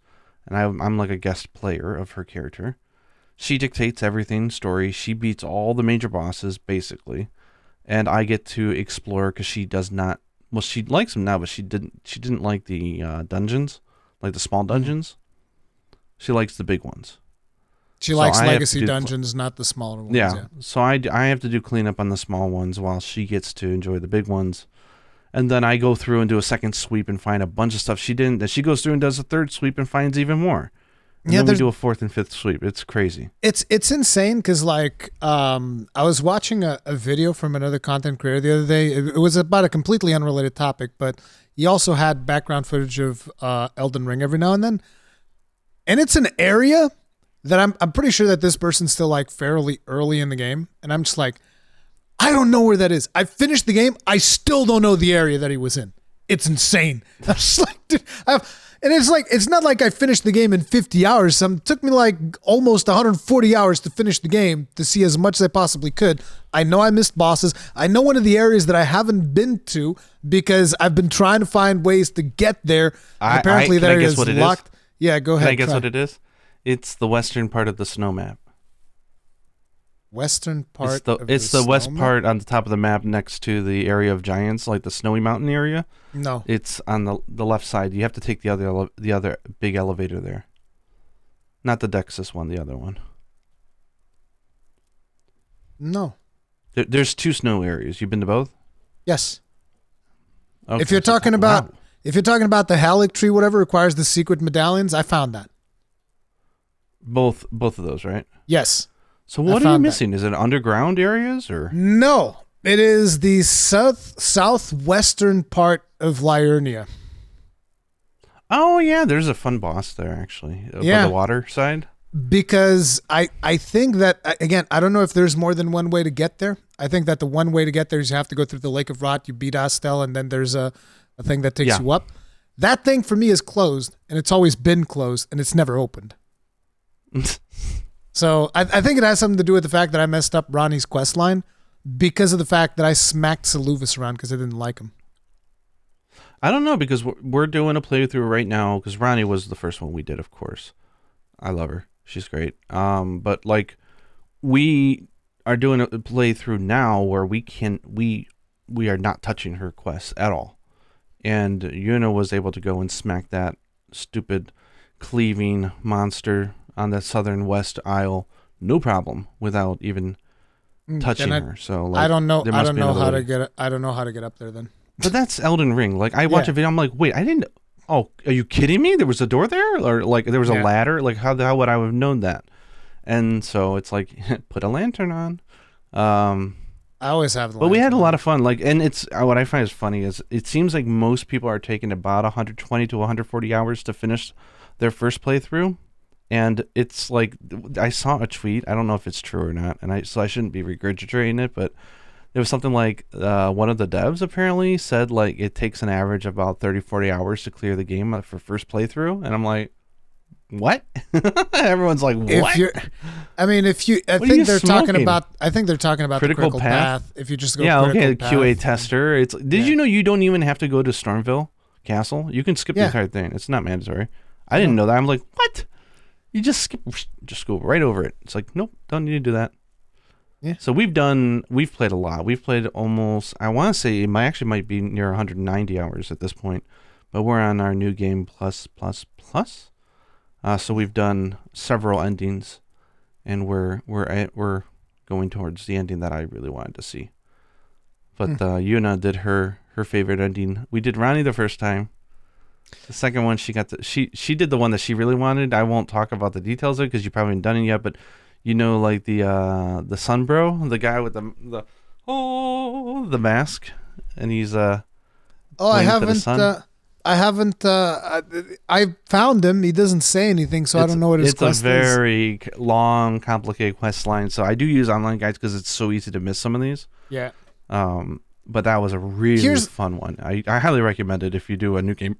Here's the thing. While we're on that topic, is like one of the things that a lot of people complained about was the lack of guidance for the game, and it's like I really wanted, and I'm probably potentially going to do a video talking about this. I really want people to think about that the supposed lack of guidance of the game, because like I personally love the fact that there are things that you can miss, that there are characters that they're on their own journey. They don't exist. You're saying things you can miss. You're talking 95% of the game. not 95% of the game, but like I'm talking specifically about quests with characters because you're not going to miss 95% of the game. You're going to miss you're not the center of the story for them. Yeah, that's the thing. You're not the center of the story. In most games, no, the player character, he's the center of the story. It's all around the player character. It's all about him interacting with all these other people. Here's like a million markers that tell you about everything that happens. And in this game, it's like, no, each of these characters is on their journey. You better check in with them after every major event. Might encounter them. You might not encounter them. You're like, I've found some of them. I've done some quests. I know that I missed an entire dungeon. To give you an idea, an entire legacy dungeon that I didn't do, which is Volcano Manor. Because I joined Volcano Manor. I basically went in from the front door.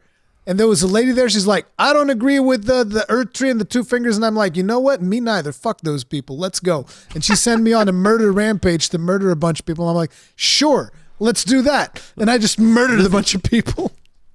You know what Elden Ring reminds me of? And it's actually really funny is, earthquake. Whoa. Oh, fuck. Whoa. Sheesh. Jesus Christ. Whoa. Is it still going? I can see everything is shaking in your camera, dude. Oh, I can't even see my camera. Sheesh. Yeah, like everything was shaking for a second there. It's still going? Huh? Yeah, that was a really strong initial hit. Jesus. Ooh, that's bad for the heart. Jesus Christ. Earthquake. Okay, well, this is the first time. This is the first time we've had an earthquake as a guest on the Third Fleet podcast. Yeah, you guys have been getting hit pretty hard. There was another day you guys got hit as well. A lot of earthquakes recently. It's bad.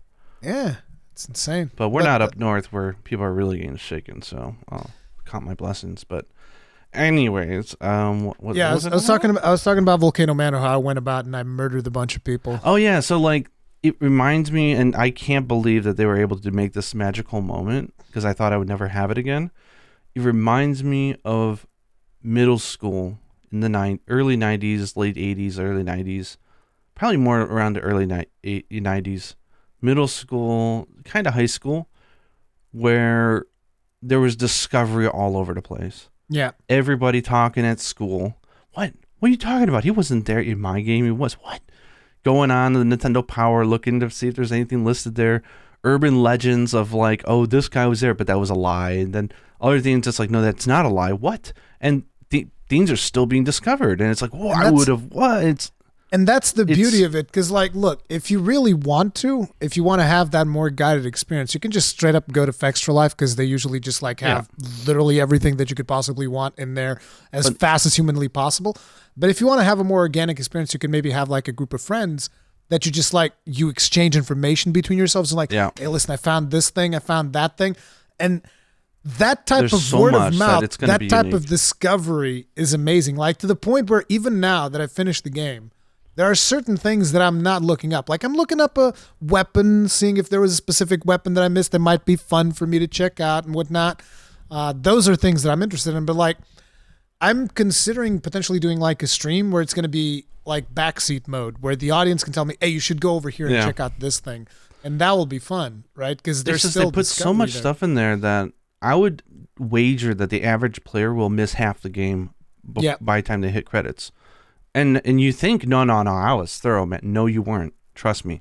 This game has so much. And it's like choose your own adventure in that, like you were saying, there's a lot of different things that are moving. And that if you choose one thing, and it's not like Mass Effect where it's like super obvious. It's like, Red, do you want to go Paragon? Do you want to go Renegade? This is the moment. This is the decisive moment. No. You have to really pay attention. It's an organic world. And so you're going to want to play New Game Plus. You're going to want to do New Game Plus. I was so sad. I killed Bach, dude. I just wanted him to Bach, the seamstress. Do you not know who Bach is? I don't. Bach? So yeah, Bach. I mean, I don't know if he has a different name in Japanese. He's like a demi-human. He's a demi-human NPC. You know what the demi-humans are? The little ape dudes, right? There's an NPC, one of them, called Bach. B-O-C-K? B-O-C. And it's like you encounter him. The first time you encounter him, he's a bush. So you have to free him by rolling into him. and then he becomes free. Oh, Yuna just found this guy 3 days ago. I killed him by mistake because I wanted him to be happy. She went in there with the Rurikhan blades and just was like doing supers all over the place. That's not what I was doing, because like what I wanted to do, he's got a quest line? Yeah, he's got a quest line. So I was doing his quest line, and he was following me around the world, and he's like, "Oh, I just want to be like your seamstress. I want to, modify your armor and whatnot." And he was like this really insecure character, and I'm like, "Oh man, I just want you to be happy, dude." And he's like, "Oh, eventually they gave me an option to give him a larval tier, which is what you use to respec." Yeah. And I was like, "Hey man, if you really want to do it, then sure, here's a larval tier." Yeah. And he goes and gets rebirthed into a human and then dies. Oh no. And I was like, "No! Bach! Why?" Why would you do that, Joe? I also got the deathbed companion killed because I gave Dee's armor to his brother, and then he killed her. And I was like, "You motherfucker!" I killed him immediately. I was like, "Fuck you, you fucking bastard." But I was still able to go into the nightmare and kill Fortisax or whatever. But, wait, what did you give to who? Yuna is in the other room right now doing this quest line, and she's at this part. What did you do that actually got her killed? You know how Fia kills D, right? You give him the knife, and then she kills him. And then you get his armor from his corpse. And then you eventually get to a point where you meet his brother, and you can give him the armor. We've met his brother for a long time. You can give him the armor from D. You can give him the armor. And then if you give him the armor, he kills Fia. Hang on a second.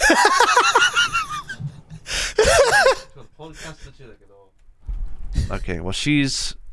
Okay, did I just save Fia? I saved Fia in you may have, yes. Yuna's playthrough. Because we're doing the Fia playthrough this time. Oh man, yeah.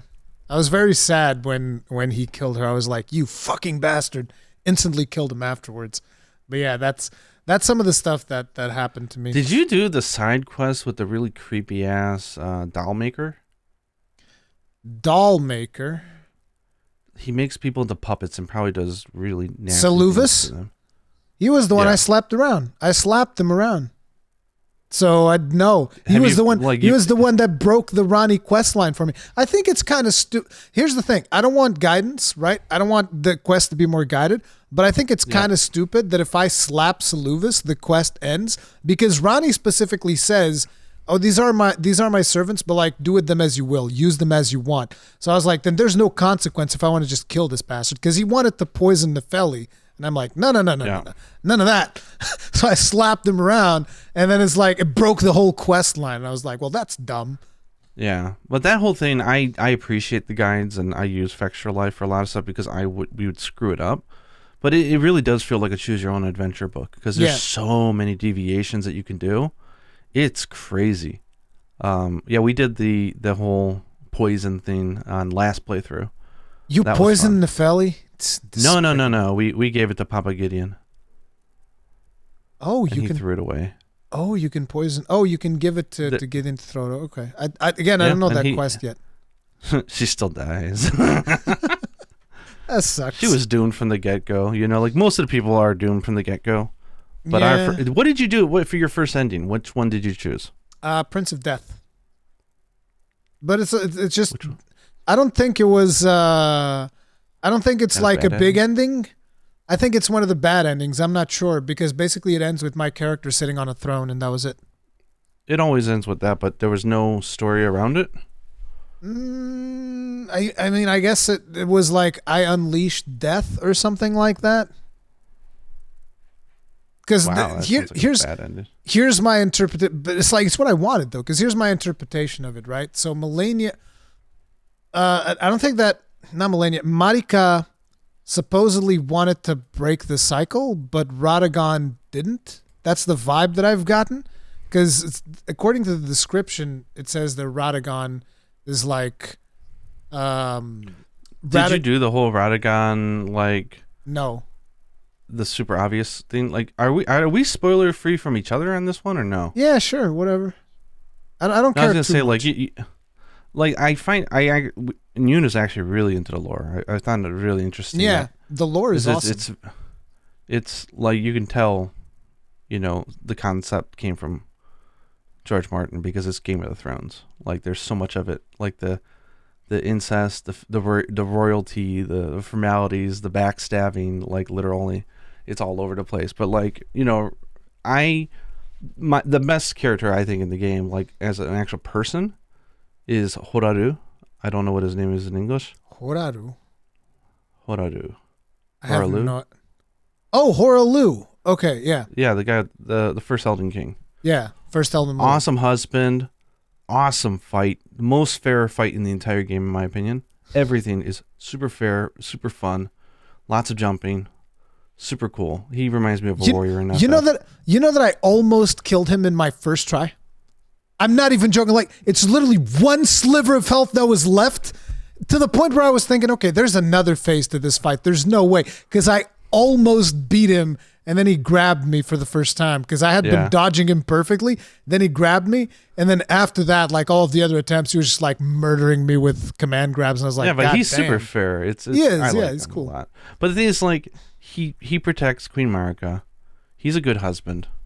And then she discovers, probably, we don't know, this is all speculation, but at some point, she discovers she's able to split herself into two. And Radagon is born out of her. She is Radagon. They're the same person. So, and that's a fact. That's in the game. So, and they even show you it in the intro, which is kind of funny because like you would just miss it.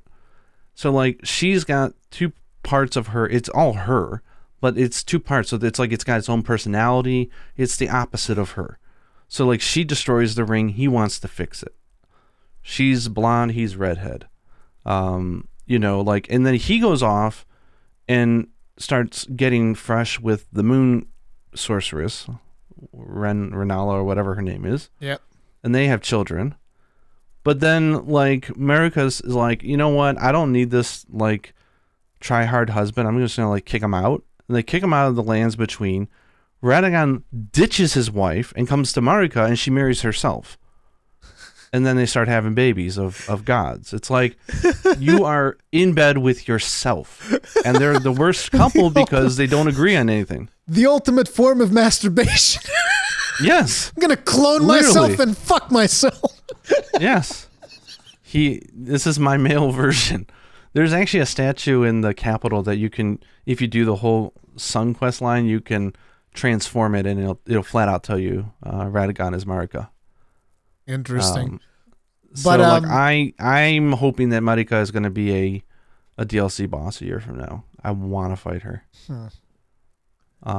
So I'm curious about one thing. You just said you didn't think that. I mean, you thought Horalu boss was fair. So that means that there are boss fights that you didn't think were fair. Total trash. If I want to be hyperbolic about it, yeah. There's fights I really did not like. People are gonna hate you over it because like I'm not gonna call any fight trash. I'll say that there are fights I like. No. I did that for shock value. I don't like calling anything trash. It's just I did it for the lols. I'm sorry because that's how people talk on the internet. Like, it's trash. It's horrible. Yeah, it's trash. But I did it. But so like the first one I did not like is I think they're. From a game design perspective, I'm going to be really pompous here and say that I think they should have done more effort to keep players from stumbling into Caelid that early in the game. I think they made it way too easy to accidentally go there. I think that's a good thing. Because, like, here's the thing. The game doesn't limit you, but it definitely tells you you're not supposed to be here. Like, look at the sky. You know. If you can't take a hint that you're not supposed to be there yet, then you deserve to die repeatedly until you learn. It's like, listen, we're going to give you a couple of hints. Like, for instance, you fight your first enemy and you're like, oh, this enemy was kind of tough. Felt a little bit tougher than usual. That's a hint. And then it's like, you go a little bit further and you're like, these are even tougher. What the hell is going on? This is super tough. That's your second hit. And then your third hit is they're just going to kill you. They're going to kill you and kill you over and over and over until you take the hint you're not supposed to be here yet, unless you're more experienced. Okay, so I'll just go through the list. There's only a few. I've enjoyed most of the bosses. Okay. And now that we've done multiple playthroughs, I've done bosses that I didn't do the first playthrough, and Yuna's done the ones that she didn't do, so that we can both say that we've like beaten the bosses. So we've swapped roles for everything on the second playthrough. It was really fun. And she became a strength build user. Once she got Radahn's greatsword, she's like, I ain't going back. Yeah. So that was funny. But like, so Radahn, I think is the first one I don't like. I think the setup for him is amazing. Well, I think we were probably underleveled when we went to him. But the thing is like, the setup is great. The story, fantastic. The spectacle of the hunt, absolutely wonderful. The whole idea of summoning people to help you, especially the best boy in the game, Alexander, outside the turtle. Like, come on, Alexander's awesome. Like, super cool. The problem is there's I don't know if it's Nakaran or whatever the name of the place is. There's nothing more annoying and not fun than being shot in the face by a heavy spear over and over and over again, or a heavy arrow, right? It's like, I'm trying to walk and someone is just tripping you every goddamn second. It's like, stop it. Like, that's not fun. Like, you didn't even give me a chance to go up to the boss and swing once. You're just going to shoot me dead in the face from the get-go. Lol, do it again. Lol, do it again. Lol, do it again. And, like, it's a constant barrage of one-hit kills coming at you. Was it a one-hit kill for you? Damn. Oh, yeah. Yeah, it was a one-hit kill for us. So I think we did it under-leveled. Everything was a one-hit kill. The arrows raining down were a one-hit kill. The spear in the face was a one-hit kill. Oof. So we had a really hard time.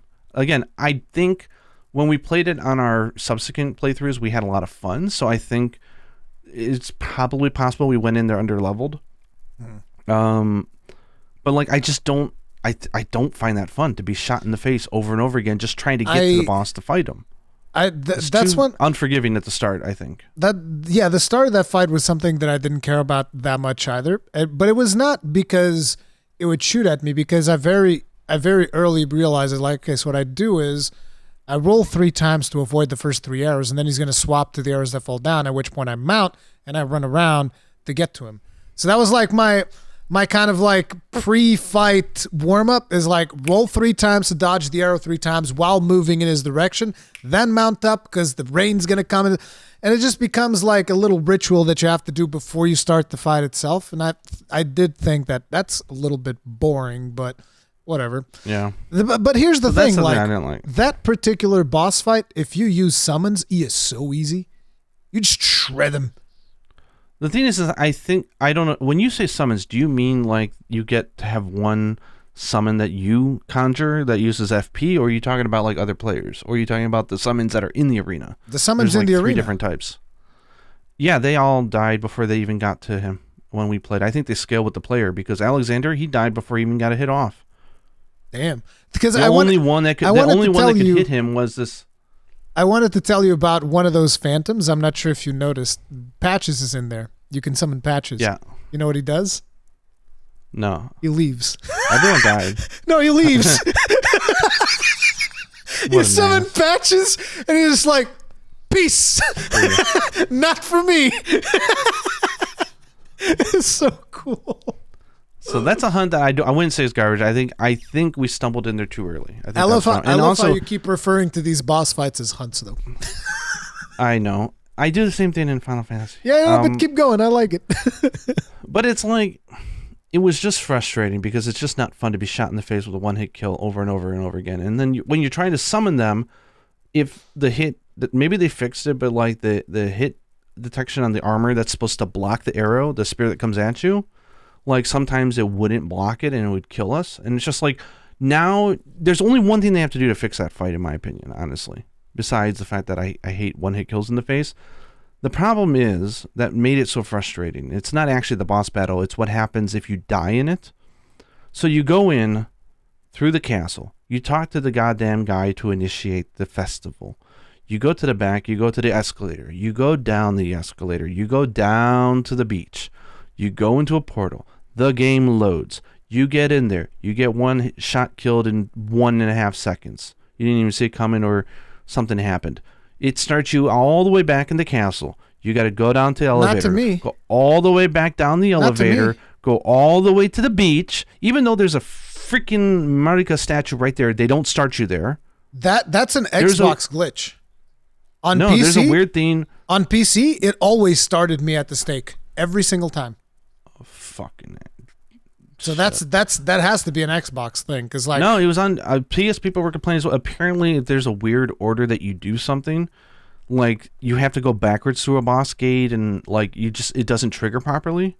And but what happens is that you get now, I would imagine. They probably did, but we had to start back over in the castle every single time. Had to go down the elevator, go all the way forward. That's a huge problem.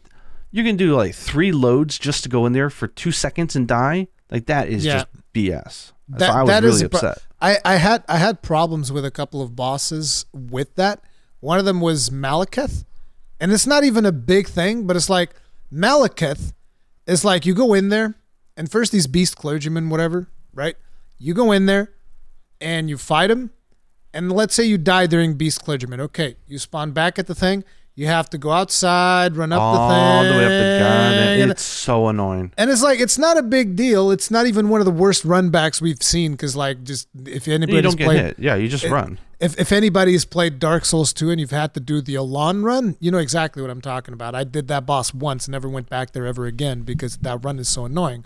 But it's not even an annoying run, but it's just the fact that, so it's a 2-phase fight, because it starts as Beast, then he goes to Malekith, and it's a completely different moveset. So he'll kill you right away if you're not careful. Yeah, too. So it's like you have the Beast Clergyman moveset to contend with, and then immediately after you have the Malekith moveset to contend with, and then if you die, you have the run back. And it's like, dude, there's one thing in that arena that's also bullshit. I came this close to just going like, yeah, I'm summoning my Mimic and fucking finishing this.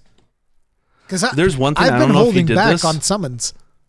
I don't know if there's something you realize this, but when you walk in the arena the first time, it's different the second and onward times. The very first time you walk in there, I think this is cheap. The very first time you walk in there, the boss charge rushes at you. It doesn't happen like that. The other times he's pretty fast on the get-go, but he kind of walks, he realizes you, and then he comes at you. But on the very first time, he will rush you. And your natural instinct in this game is to strafe to the side if you're being rushed by a boss. And there is just a beautifully placed hole to kill you. And I'm like, it's not a hole. Are you kidding me? It's not a whatever hole. The hell it is. It's the whole arena is like there's a moat around the arena basically. That's just stupid. That is so cruel. I'm like, that's just dumb. I fell on that once and I was like, wait, there's a hole here? Whoops. That's just. And the thing is, it only works to screw you up the first time, and I'm just like, that's just that's a cheap shot. That's a sucker punch. He didn't get me the first time though. First time I got him to phase 2, but the frustrating thing about that one was the run back. There were several bosses that the thing that annoyed me the most was the run back, but I eventually persevered. I got 2 more, I think, or 3. I know one of them. I know one of them for sure. So. The other one that annoyed me to no end was the God Skin Duo, the double fight in the castle at the end.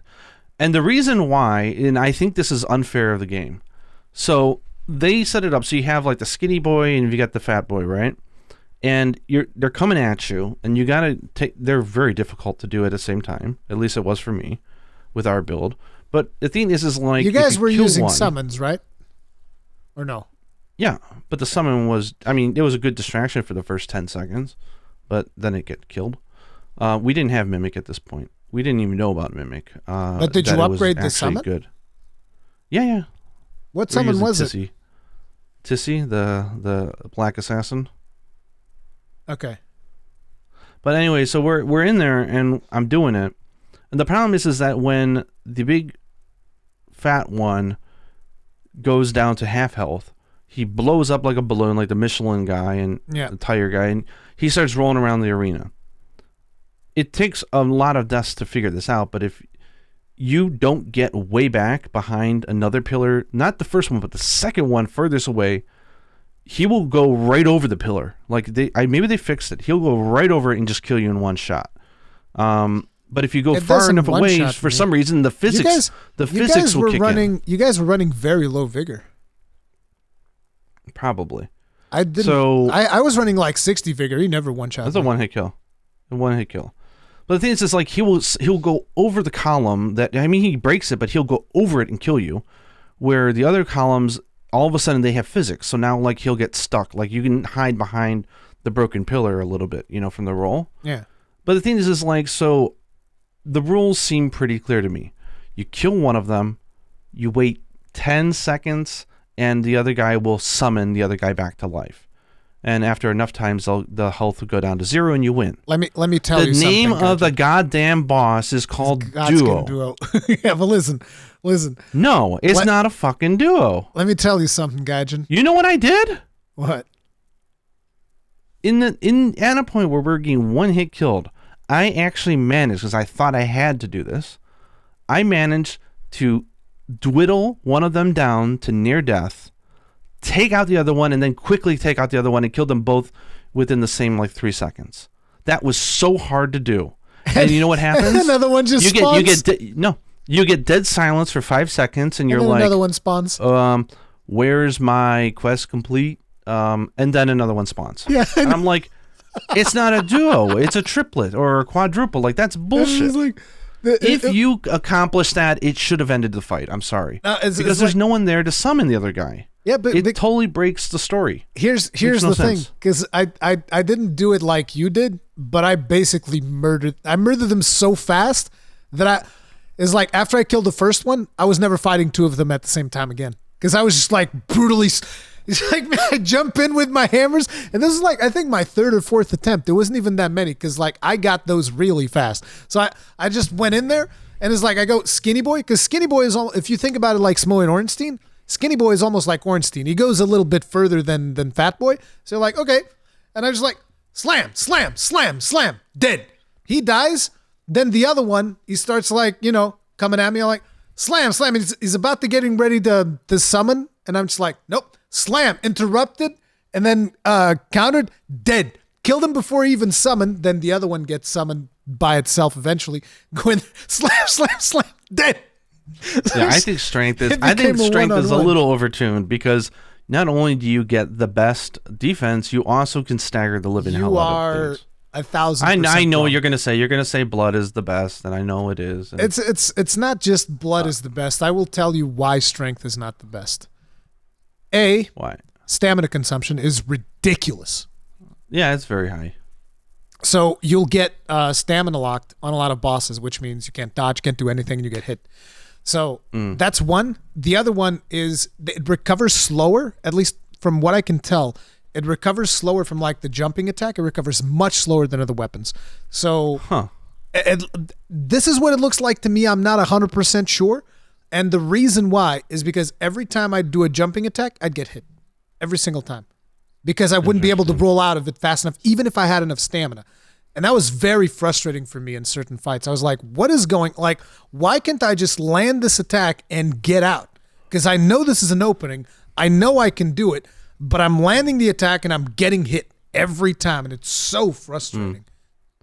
But yeah. Okay, but a quick digression. So that fight, I don't mind so much. The thing I hate is that it's called duo, but if you kill them both, they cheat. And that is unfair. I'm sorry, that's unfair.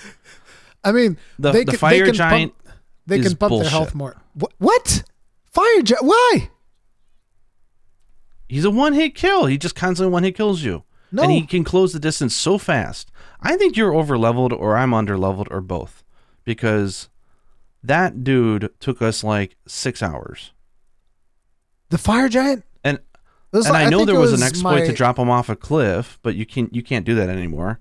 I think it was like my third try, I think. He closed the distance so fast. He takes so many hits to kill, and everything he does is a one-hit kill. Like the slamming down, dead.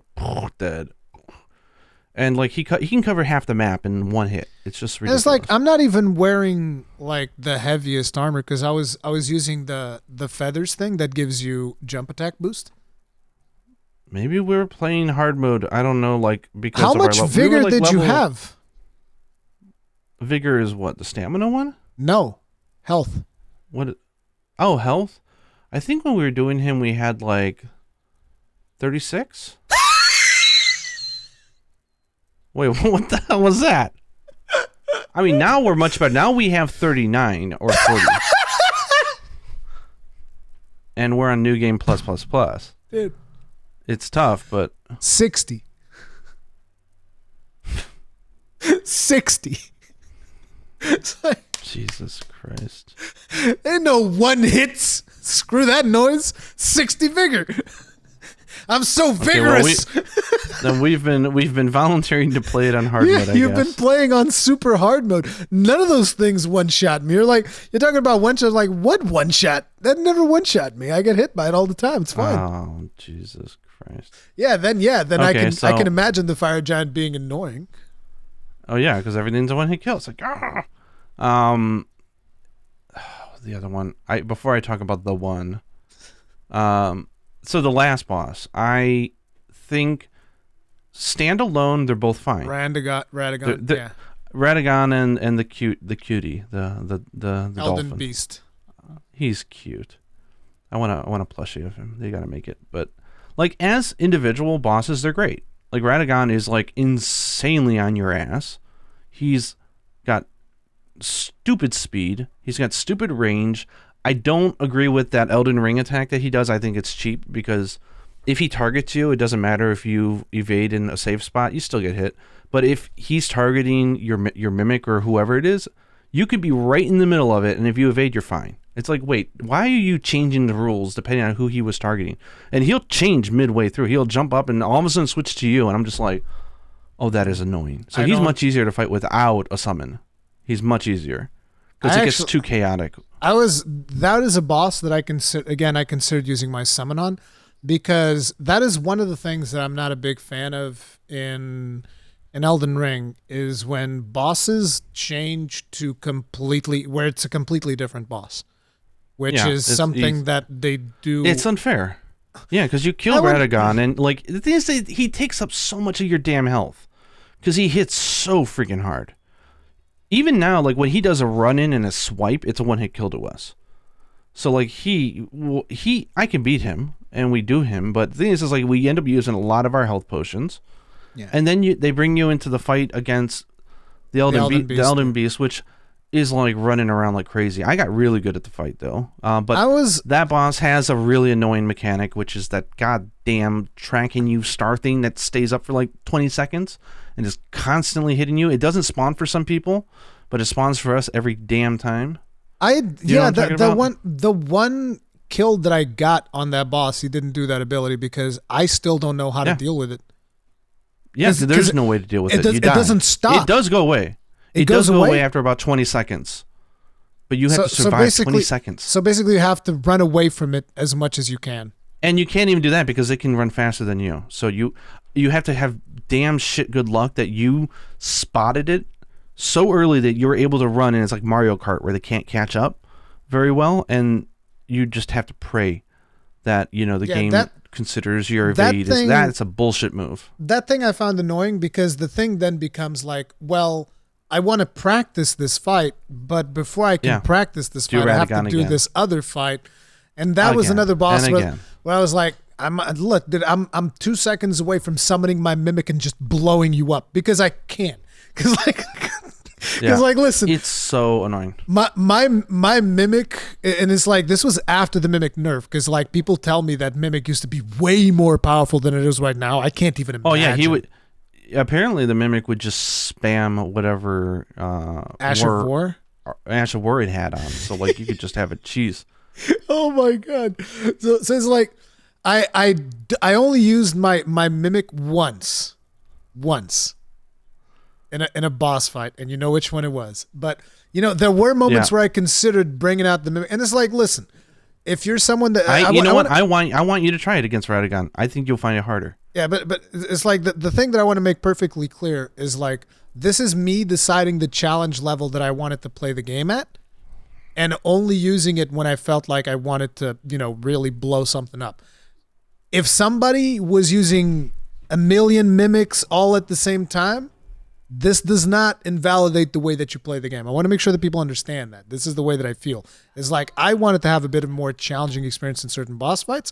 And then there were other ones where I was like, maybe in this one, maybe I'll consider using a summon. Maybe I'll do this. Maybe I'll do that. There was, I think like in the whole game, there might have been like 2 situations where I really which is like, yeah, I'm going to use a summon here.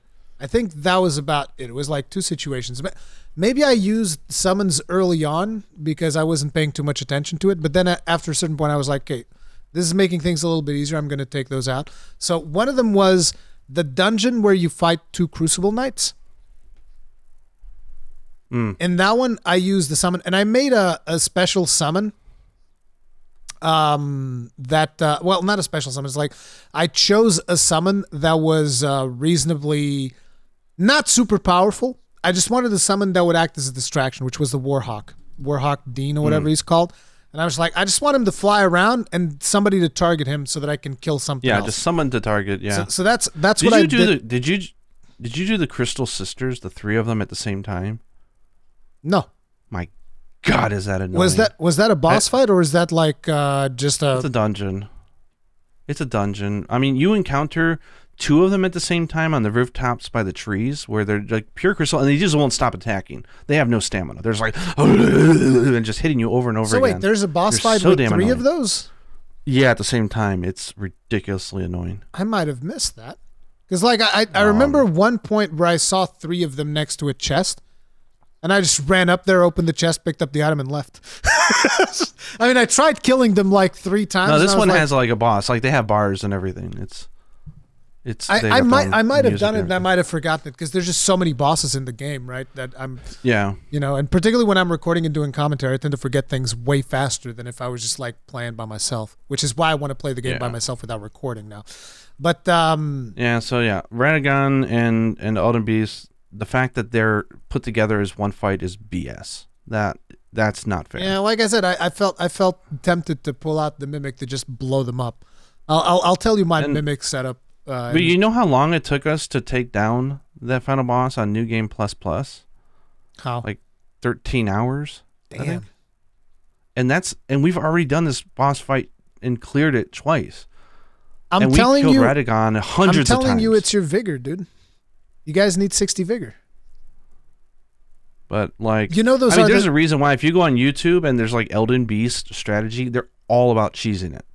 Really? They're all about glitching it, using it. Yeah, there's like no legit videos talking about here's a I learned to fight and I could do it legit because I didn't do the exploit. But like everyone's talking about, oh, there's a way to get your summon stuck in him and he doesn't move. I'm like, that's great. Apparently, if you get him down to like half health before he does his first dive, the AI just breaks and he just stands there and gets murdered. So it's like that's not interesting. Yeah, and the thing is like, and then I see someone's like, oh, this is easy, and they're doing it, and they're either over leveled, or he doesn't do that attack. He doesn't do that tracer attack, and I'm like, why am I always getting the tracer attack and they don't? But that's BS. What do you mean by over leveled? Because like even at my level, I'm getting 2-shot by most things. So it's like, what is over leveled? And it's not like I'm dealing more damage because like the soft cap is 60. Oh, yeah. Because I'm like I think I was 140. I think I was close to 150 by the end of the game. Yeah, we were about the same. Yeah. Okay. So like that's just like so yeah. So item level. But of course, then we have to talk about the 17 hours of attempts that I had to do to take down. One boss who on the 3rd attempt we had her down second phase to 1 pixel of health, and she hit and we blocked and she recovered. Yep. And then we died, and then for 17 goddamn hours it took us to finally get her down. So Melania 17. Melania was the one boss where I pulled out the Mimic, and I was just like, no, this is the one boss where, because like, listen, to me, the Souls games have always been games where it's like, listen, in these games, anything goes. Because even the first time that I beat the Tower Knight, it was with a bow shooting from up top. Oh, yeah. Shooting him in the head. Well, I mean, I had no idea the game's going to take cheap shots at you, so the idea is to take cheap shots at each other. So the moment I got to Melania and I started fighting her, I was like, okay, this is going to be one of those bosses that it's just, I'm going to have to bring out all the stops, go Super Saiyan mode. So what did I do? I grabbed my Mimic. I grabbed my secondary hammer, not the main one. It wasn't fully upgraded. This is the thing that frustrated me the most, because everybody's telling me, Rurikhan, you can upgrade any weapon you want. No, I can't. I don't have materials. I don't have them. You gotta get the bells. And where do you get that? I got the bell so late. So you did all the research. We went on FFXIV. We got every single one of those bells. We buffed up like 30 of our weapons. And then when you start New Game Plus, they're gone. You have to get them again. I'm like, that's bullshit. But it's like, really, the thing that really bothered me was there. I feel like that you get them very late in the game. I don't even remember which boss it was. It was like a random boss that I was doing, I think, in the snow area where I eventually got them. That's the problem, that because it's such an open game and there's no. It was in Azula. It was in Farum Azula that you get the final smithing stone that I needed because I wasn't using the magical weapons, because there's the magical weapons that upgrade with the somber stones.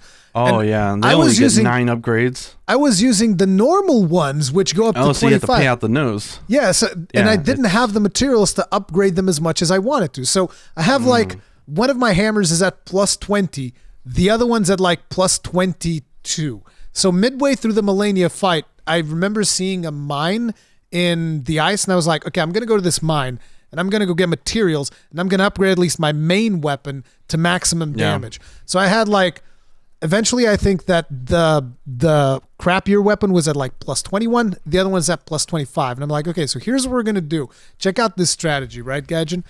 On my weaker weapon, I put the Prayer Strike. Now, Prayer Strike is an attack that if you do, it regenerates your health a little bit because your Mimic does not regenerate. And on the other one, I have the thing that I was using all the time, which is, I forget the name. It's a lava attack that you do and it explodes and there's lava. It's like a boom hammer to me, right? Because I like explosions. So it's an attack that explodes and then there's a little puddle of lava that stays in the ground, deals a little bit of damage. So that's my main setup. So what I do is I swap weapons before I go in. So I put the weaker weapon on the right hand, which has the healing thing. I summon the Mimic, swap it back. And then I swap it back so that the Mimic can heal itself every now and then. And then that was it. It's just like, it's me and the Mimic dual-wielding big-hand weapons, smasher, and try to murder her. She staggers easy, so if you go Mimic with heavy weapons, it's easier. No, no, it's not. Because there are moves that she has that quite simply you can't stagger her. Certain moves that she does have hyper armor. And so whenever she did those, I was screwed. And then there was also here's the thing. My Mimic was two-handing. I had to use hammer and shield. I couldn't two-hand because of the ridiculous amount of attacks that she does. Yeah, she has that super combo move, which is, I mean, it's avoidable, and I've learned how to avoid it. We actually know a strategy that works every time, but it's like, it's a little ridiculous. And the thing the only thing about that fight that upsets me is, if she hit you and she regenerated, I'd be fine with it. But if you block. The thing is if she does an attack, she's getting health back. It doesn't matter. Yeah. It's like, that is totally unfair. And here's an interesting thing, because I'm not sure if this is intended, but it happened to me multiple times where she healed through invincibility frames. And I was like, okay, dude. Yeah. Hey. No, she does the attack and she heals. That's just how it is. I don't care if you're blocking it or what. I've seen her. If she doesn't hit you, she doesn't heal. I've seen, well, maybe it was the Mimic or something, but she's hit something and she's healed. No, I'm like, you're not hitting anything. Because like this situation that I'm talking about was like, the Mimic was across the room because she was dashing at me, and I invincibility frames because I didn't get hit. So I know that I was in the invincibility frames, and she healed because the attack still went through me, right? It went through me, but it didn't physically connect. Like I said, the way they programmed it, it's super loose. So when she does it, she basically heals. And it's annoying because she'll close any distance, basically. And you can run you're supposed to, I think, run all the way. Like, the moment she jumps up in the air, you unlock and you run the hell away. And then you start evading towards her for the second one, and you try to confuse the AI. But it's not 100% because sometimes the AI is really smart. That's one of the things that I really don't like about that fight is I don't like a fight where, okay, now you're supposed to run like it's one thing. Okay, I have to run a little bit. That's fine. I can deal with that's whatever. But like to have to constantly be looking around, can I actually go? Can I not? Hey, yeah. And you're just like constantly. It's annoying. And you're like, she's half health, and you see an opening, but you know you can't do it because you're not going to be able to run away fast enough. And it's so frustrating. It's very, very frustrating. Yeah. So I 17 hours and I'm not facing her again. Maybe I'll at the very end we'll grind ourselves to like level 500 or something stupid, and then we'll go smack her for fun. But like I don't want to fight her again. I'm happy I didn't get the collector's edition because I would have thrown that statue out the damn window. I would have broke it in two. Yeah, I didn't like her fights. I am the blade of Michaela. Yeah, I know. Shut up. I am Melania, get my blade up your of ass. Michaela. God damn. It's like I was not the biggest fan of that fight, and I know that it's for a lot of people it's their favorite fight. Yeah, but it's just like to me the whole play style of having to run so far away from a boss. And here's another thing about Elden Ring is camera. It has a lot of camera problems. Oh man, I haven't heard a lot of people talk about. I haven't heard a lot of people talk about camera, but there were several boss fights where I was fighting the camera more than the boss. More so than in previous Souls games. The Elden Beast, that's how I nailed down where I could do it very consistent, is I cannot use a lock-on on many I never sequences locked on. I never locked on Elden Beast. Because if it jumps over you and you're locked on and you try to run away, you'll constantly the camera will constantly throw you to running, and it spazzes out. And it's just like, there's not even a wall in this arena, and you're going to spaz out on me? But here's the thing. Like, whenever I was fighting, for instance, dragons, I never locked onto dragons. Ever. Yeah, you shouldn't. It's the worst thing to do. But that's something that I already gotten from, like, previous Souls games. Whenever a monster is really big, you can't lock onto it in a lot of situations because it just doesn't work. Yeah. Oh, it tries to toggle between the head and the foot, and you're like...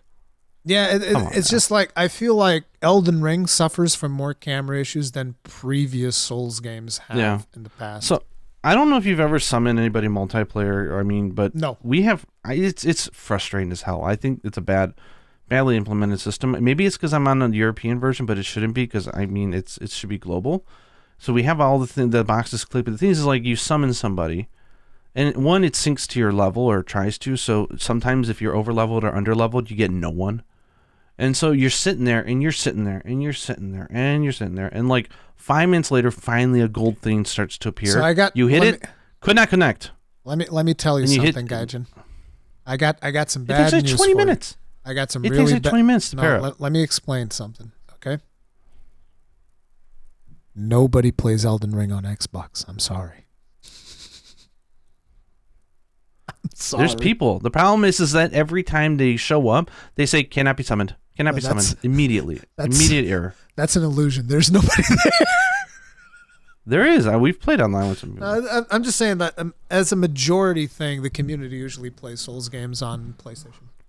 Yeah, but that was annoying. But PlayStation and PC mostly. But I think that, and I hate to cut this short. We'll have to continue the Elden Ring conversation, and people should tell us if they want us to talk about something. But I do have to make dinner. But I think the takeaway is like the game has faults for sure. Yeah. Like absolutely. But the game is so damn good. As the pros vastly outweigh the cons. Yeah. And if people want to say, well, then it's not a 10 out of 10 or it's 9 out of 9. And this is why I don't scores shouldn't exist anyways. This is why I don't score games because to me it's a damn near perfect game. Like there are problems that I have with it. It's really good. It's like one of the best games that I've played in the last decade. Easy. Like it nails the things it needs to nail very, very well. It drops the ball on some areas that are frustrating. Most of them not in core areas of the game experience though. So it's kind of like I love it to death despite it. But that's, and I would want it to be better and yeah, sure, call out the criticisms, but the game is so damn good. Yeah. Oh man, it's great. So I'm a big fan. Like I thought I'd be playing it later this year, but here we are playing it alongside FF. Screw my sleep schedule. So. But okay, guys, Gaijin has to go fix dinner, and I want to go have some food as well. Thank you all very much for watching Third Fleet Podcast. If you guys enjoyed this episode, hit the like button. Leave us your comments and feedback on it. And if you have any topics that you would like to hear about from us that we topics that we haven't talked about yet in the Third Fleet podcast, because usually I read a lot of comments. It's like, we talked about this in previous episodes. Like, guys, we don't want to like talk about the same stuff all the time. So if you have any topics you'd like us to talk about that we haven't addressed yet on Monster Hunter or any other topic, let us know in the comments section. That's going to be it for this episode. We'll see you guys in the next one. Stay strong, stay safe, and check out Final Fantasy XIV.